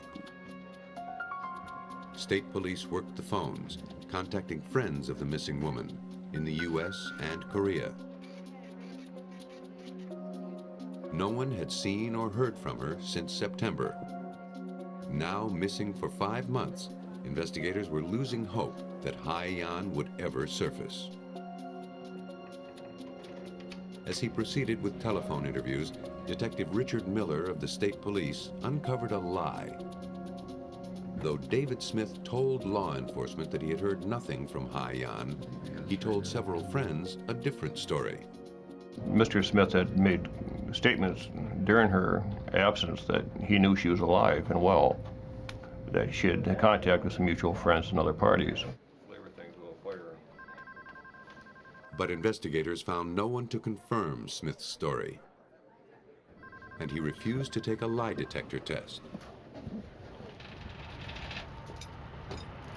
Then, 5 months later, on the night of June 23rd, the suspect's car was pulled from the Muskegon River with a dead woman in it. The waiting was finally over. Having found the body, detectives secured a search warrant for David Smith's home, which he now shared with his new girlfriend. Technicians scoured the house, searching for the tiniest shred of evidence that might tell them whether a crime had happened here. The odds of finding anything were slim.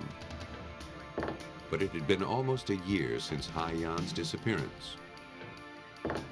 And there was no guarantee that this was even the scene of the crime.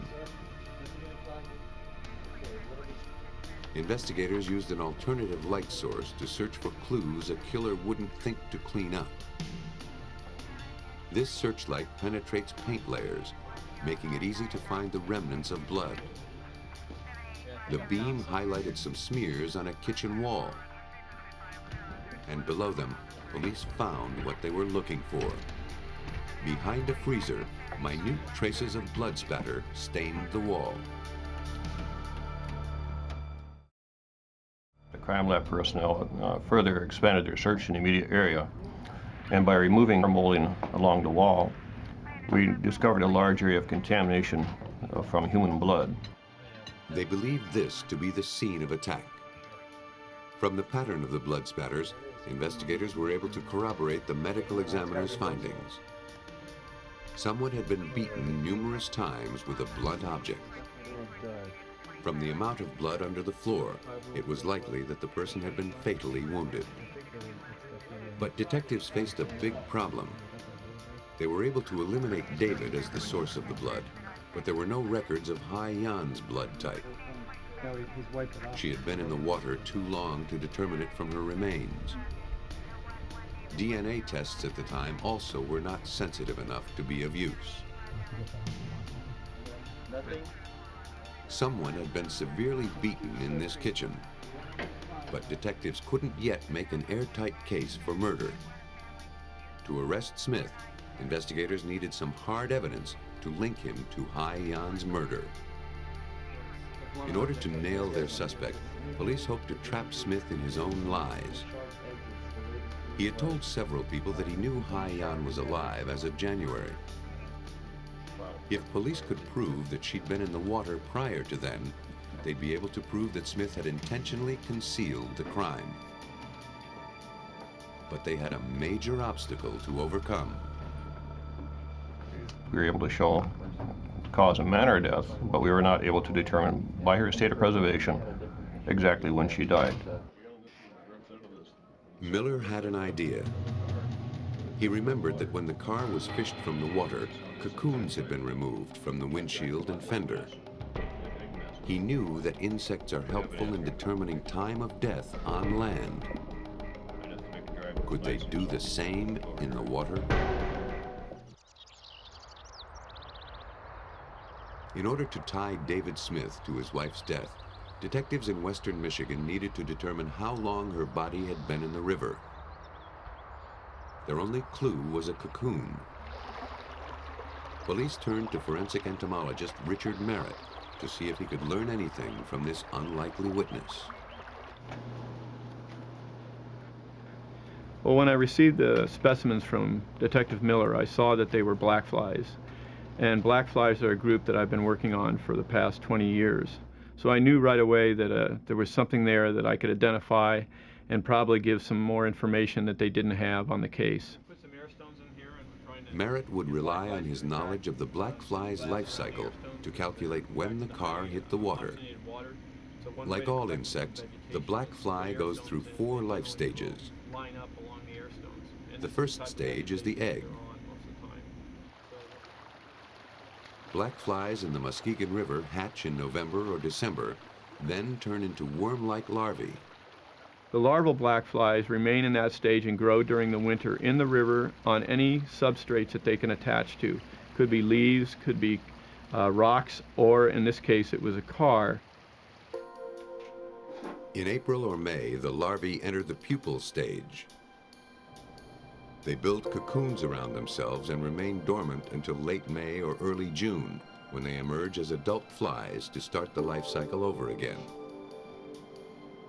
The presence of cocoons on Hai-Yan's car told Merritt that the vehicle had to have entered the water no later than November. For that particular species to be found on the car in late June as it was, the immature stage had to occur for the entire winter on the car in the river. Otherwise, you would not have had that particular species. Merritt's findings proved to Detective Miller that David Smith had completely fabricated the stories about his wife's whereabouts since her disappearance. He'd said she was seen in January. The cocoons said she'd been in the water since November. Mr. Smith had told co-workers and others that he knew his wife was alive and that she had contact with various people across the nation. Dr. Merritt's studies of the black fly larva and the various stages we found on the vehicle proved positively that was simply not true, that she was immersed within the waters of the Muskegon River. The insects proved that Smith was lying, no doubt to cover his tracks. And apparently, his weren't the only set. When news of the murder investigation came out, a co-worker told police that a month before Hai-Yan's disappearance, David had been trying to find a hitman. Police subpoenaed Smith's phone records. In September, there was an unusually high number of calls to two numbers in Pittsburgh. One was the dry cleaning plant where his father worked. The other was traced to the home of one of the father's co-workers, Kenny Lamont Latimer. When investigators confronted Latimer with the evidence heaping against his acquaintance, David Smith, Latimer crumbled. He told police that Smith had offered him $5,000 to kill his wife. By the time he'd hired Latimer, Smith's marriage was a wreck. But he was already paying alimony to a first wife and didn't want another liability. He hired Latimer to kill the victim with a dose of bad heroin.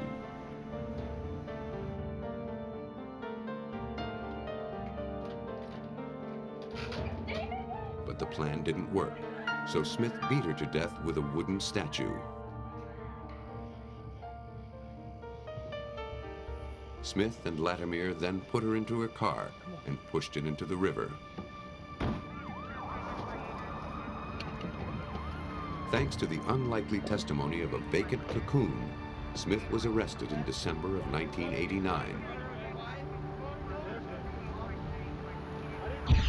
A jury found him guilty of murder and sentenced him to 15 to 20 years in prison. For their parts in the murder and conspiracy, Kenny Lamont Latimer received 20 to 60 years, and Smith's father got 3.5 to 5. The improbable testimony of the black fly foiled David Smith's plot to cover up the murder of his wife. In Dana Point, California, detectives would rely on more improbable evidence to link a killer to his actions. For years, 46-year-old Janet Overton, a public official, had suffered from declining health. Though dizzy and weak, she was determined not to let illness keep her down. On a January morning in 1988, she looked forward to a family outing on the Pacific Ocean. She never made it past the driveway.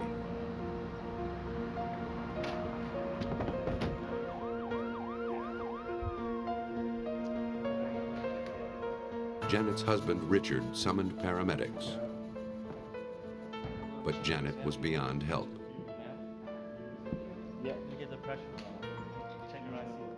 Within hours, she was dead. The autopsy that followed could do nothing to shed light on the cause of Janet Overton's death. A routine scan of her blood and tissues was performed in order to find commonly used substances. It eliminated all conventional over-the-counter or prescription drugs as having contributed to her death. Her strange illness seemed to be as much of a mystery in death as it had been in life. For 4 years, Overton suffered from weight loss, stomach aches, tingling in her fingers, and a rust-colored rash. none of the specialists could make a diagnosis, despite extensive testing for viral infections, allergies, bacterial problems, anything that could explain the strange illness. Toxicologist Paul Sedgwick was called in. They were completely baffled. They checked right and left. There are stacks of records a couple feet high, and from whatever I can see, they never did find a specific cause for any of the symptoms that they found. All they knew was that Janet Overton had been ravaged from the inside out. After her death, blood and tissue samples were put into storage at the coroner's office. The body was cremated.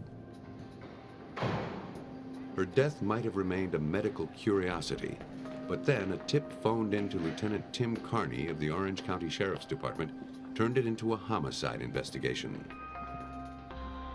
6 months after Janet Overton's demise, Richard Overton's first wife, Dorothy, told officers to take a good look at her ex-husband's past. Her daughter had made an odd discovery while visiting Overton's home. While going through some of Richard's things, she found a syringe, rubber gloves, and a tube of mascara. She reported them to her mother, who contacted the police. Carney dug through 20 years of records to uncover the Overton's family secret. Dorothy Boyer told us that after her divorce from her husband around 1967, that there was a series of years where she suspected her husband had been poisoning her. Like the second Mrs. Overton, Dorothy's health declined between 1967 and 1973. She would become violently ill without explanation. She was dizzy. Her mouth tasted of metal. One day, she noticed a strong sulfuric smell coming from her shampoo. The same odor emanated from some of her food. She began to suspect that Richard, who had access to her house even after their divorce, was trying to kill her. To find out for sure, she laid a trap.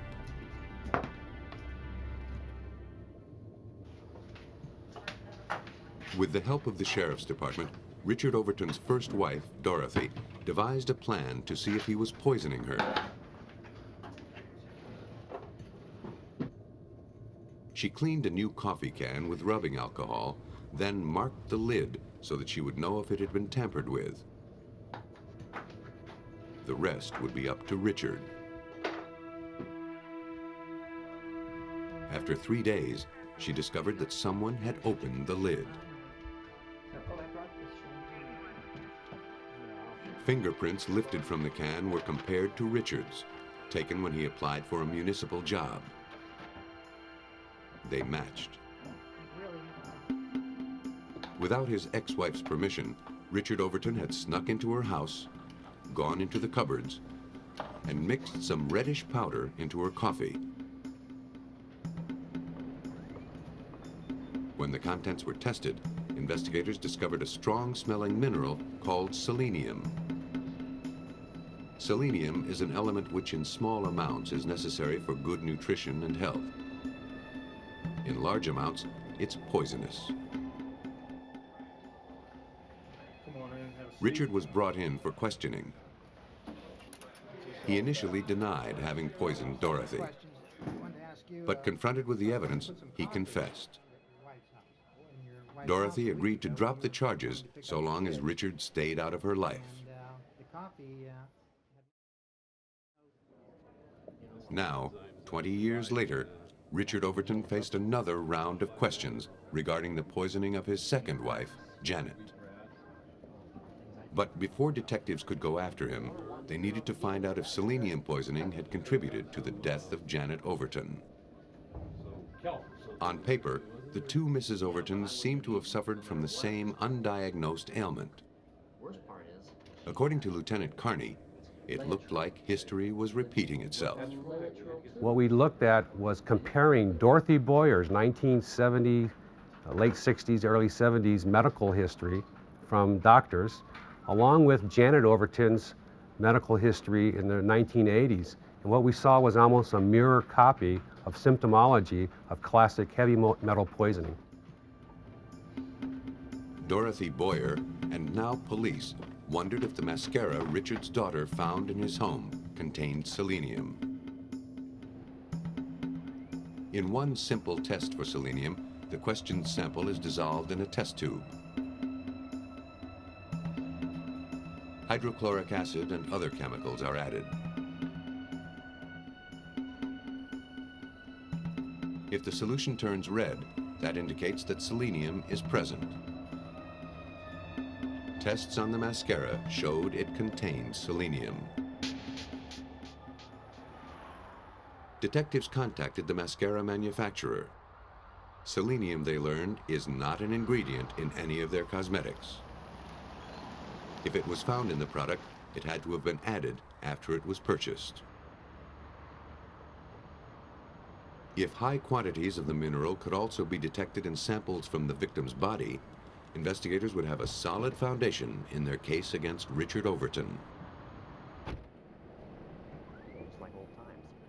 To investigators' dismay, no abnormal amount of selenium was found in any of the victim's tissue samples. The investigation halted in its tracks.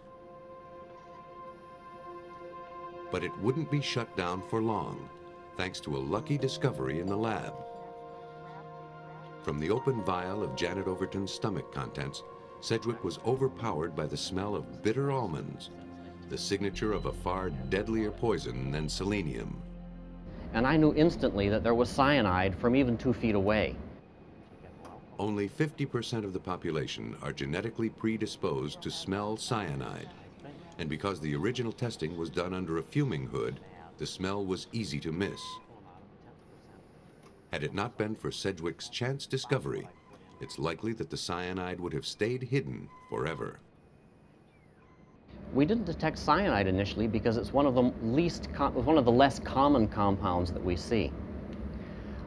It requires special testing and is not in the general screens that are initially called for. Sedgwick determined that Janet Overton's blood, brain, and stomach samples contained cyanide. Even a small dose of the white powder can be lethal.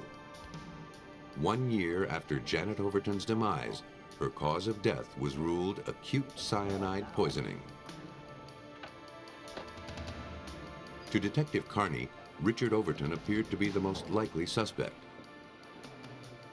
But poisoning cases are notoriously hard to solve. Forensics can be used to identify the deadly toxin, but are of little help in tying the poisoner to the body. Lieutenant Carney knew that he had an uphill battle.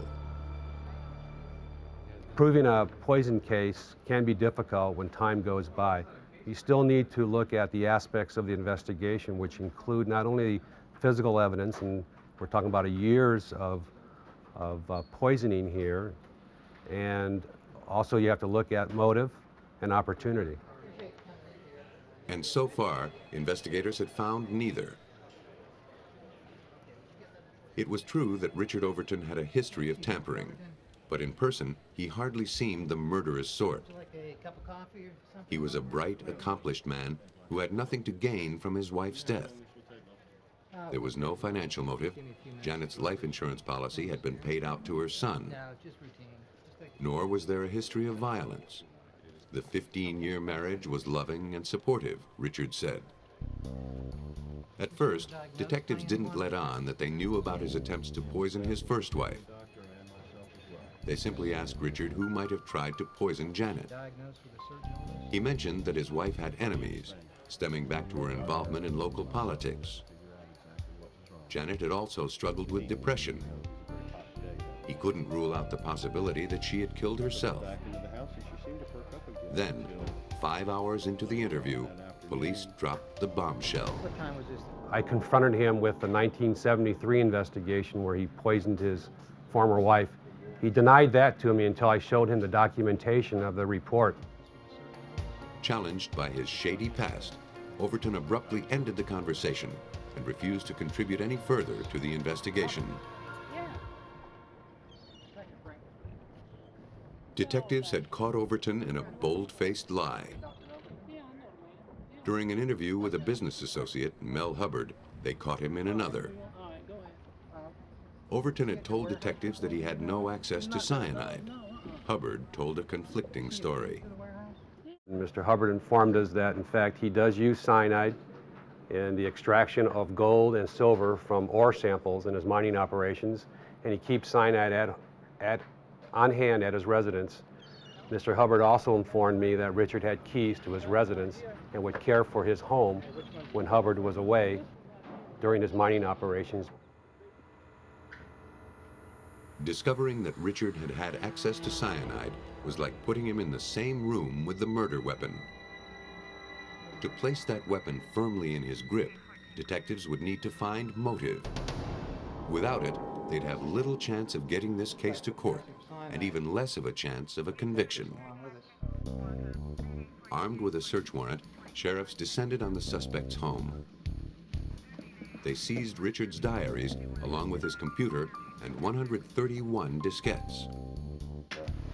Richard's children had told investigators that he kept a voluminous diary. First, he'd write notes longhand, and then he'd type more detailed versions into his computer.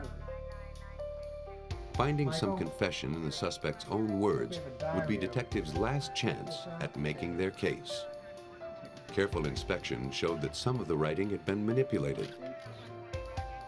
Entries had been whited out. The page corresponding to the date of Janet's death had been removed. By using an ultraviolet light to see through the whiteout, investigators learned that Richard suspected Janet of having an affair. There was the possible motive, but investigators needed more to prove it. Detectives hoped to find answers in Richard's computer files. They spent hours scouring the hard drive and opening diskette after diskette, but they came up empty-handed. It seemed that Richard had erased or written over almost all of his electronic diary. But then, detectives noticed something strange. At the bottom of one of the documents were a few jumbled lines of text. And in the text were phrases that suggested diary entries. Perhaps the data wasn't gone after all. But how to retrieve it from the computer? Detectives in Orange County, California, believed that Richard Overton's computer would tie him to the poisoning death of his wife, Janet. But Overton had erased his hard drive and diskettes. Does this allow us to print? Data retrieval experts were called in to launch the first forensic computer probe in Orange County history. Though Overton had cleansed files, computer experts like William Riddle knew that there was a good chance the information was still on the computer. What most people don't know is that once you delete a file off a computer or a disk, and the information that was in the file actually are still there on the computer. It's just that the computer has turned a small flag or a character and has told the table of contents section of the computer that this space is now available for storage. So something can be overwritten in this space. Inside a computer, media is stored in files as magnetic information. Sometimes that information overlaps. The process is like typing and retyping over the same sheet of paper. Riddle began his work by copying all of Overton's computer files. This way, he wouldn't risk losing the data for good during his investigation.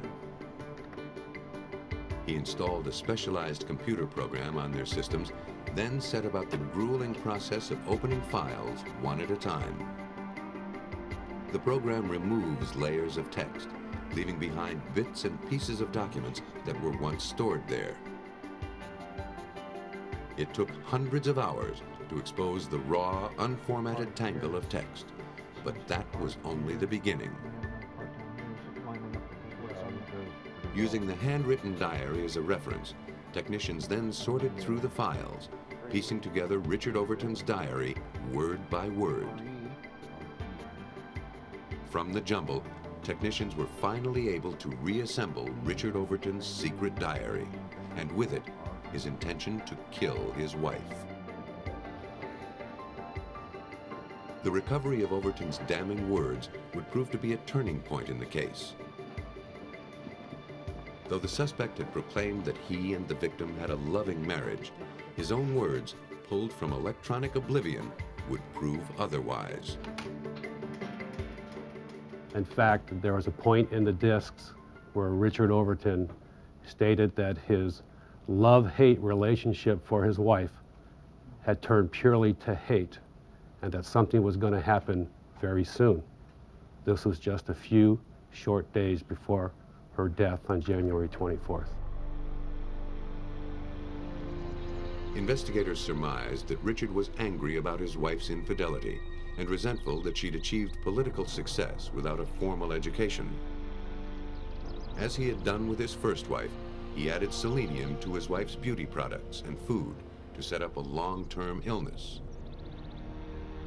At some point, he'd stopped giving her the selenium and it cleared from her body. Then, he administered a single lethal dose of cyanide to kill her. He thought that no one would ever be able to catch him. And he was nearly right. Had it not been for his own writings, detectives would have had only their suspicions. After years of investigation, they now had both motive and opportunity.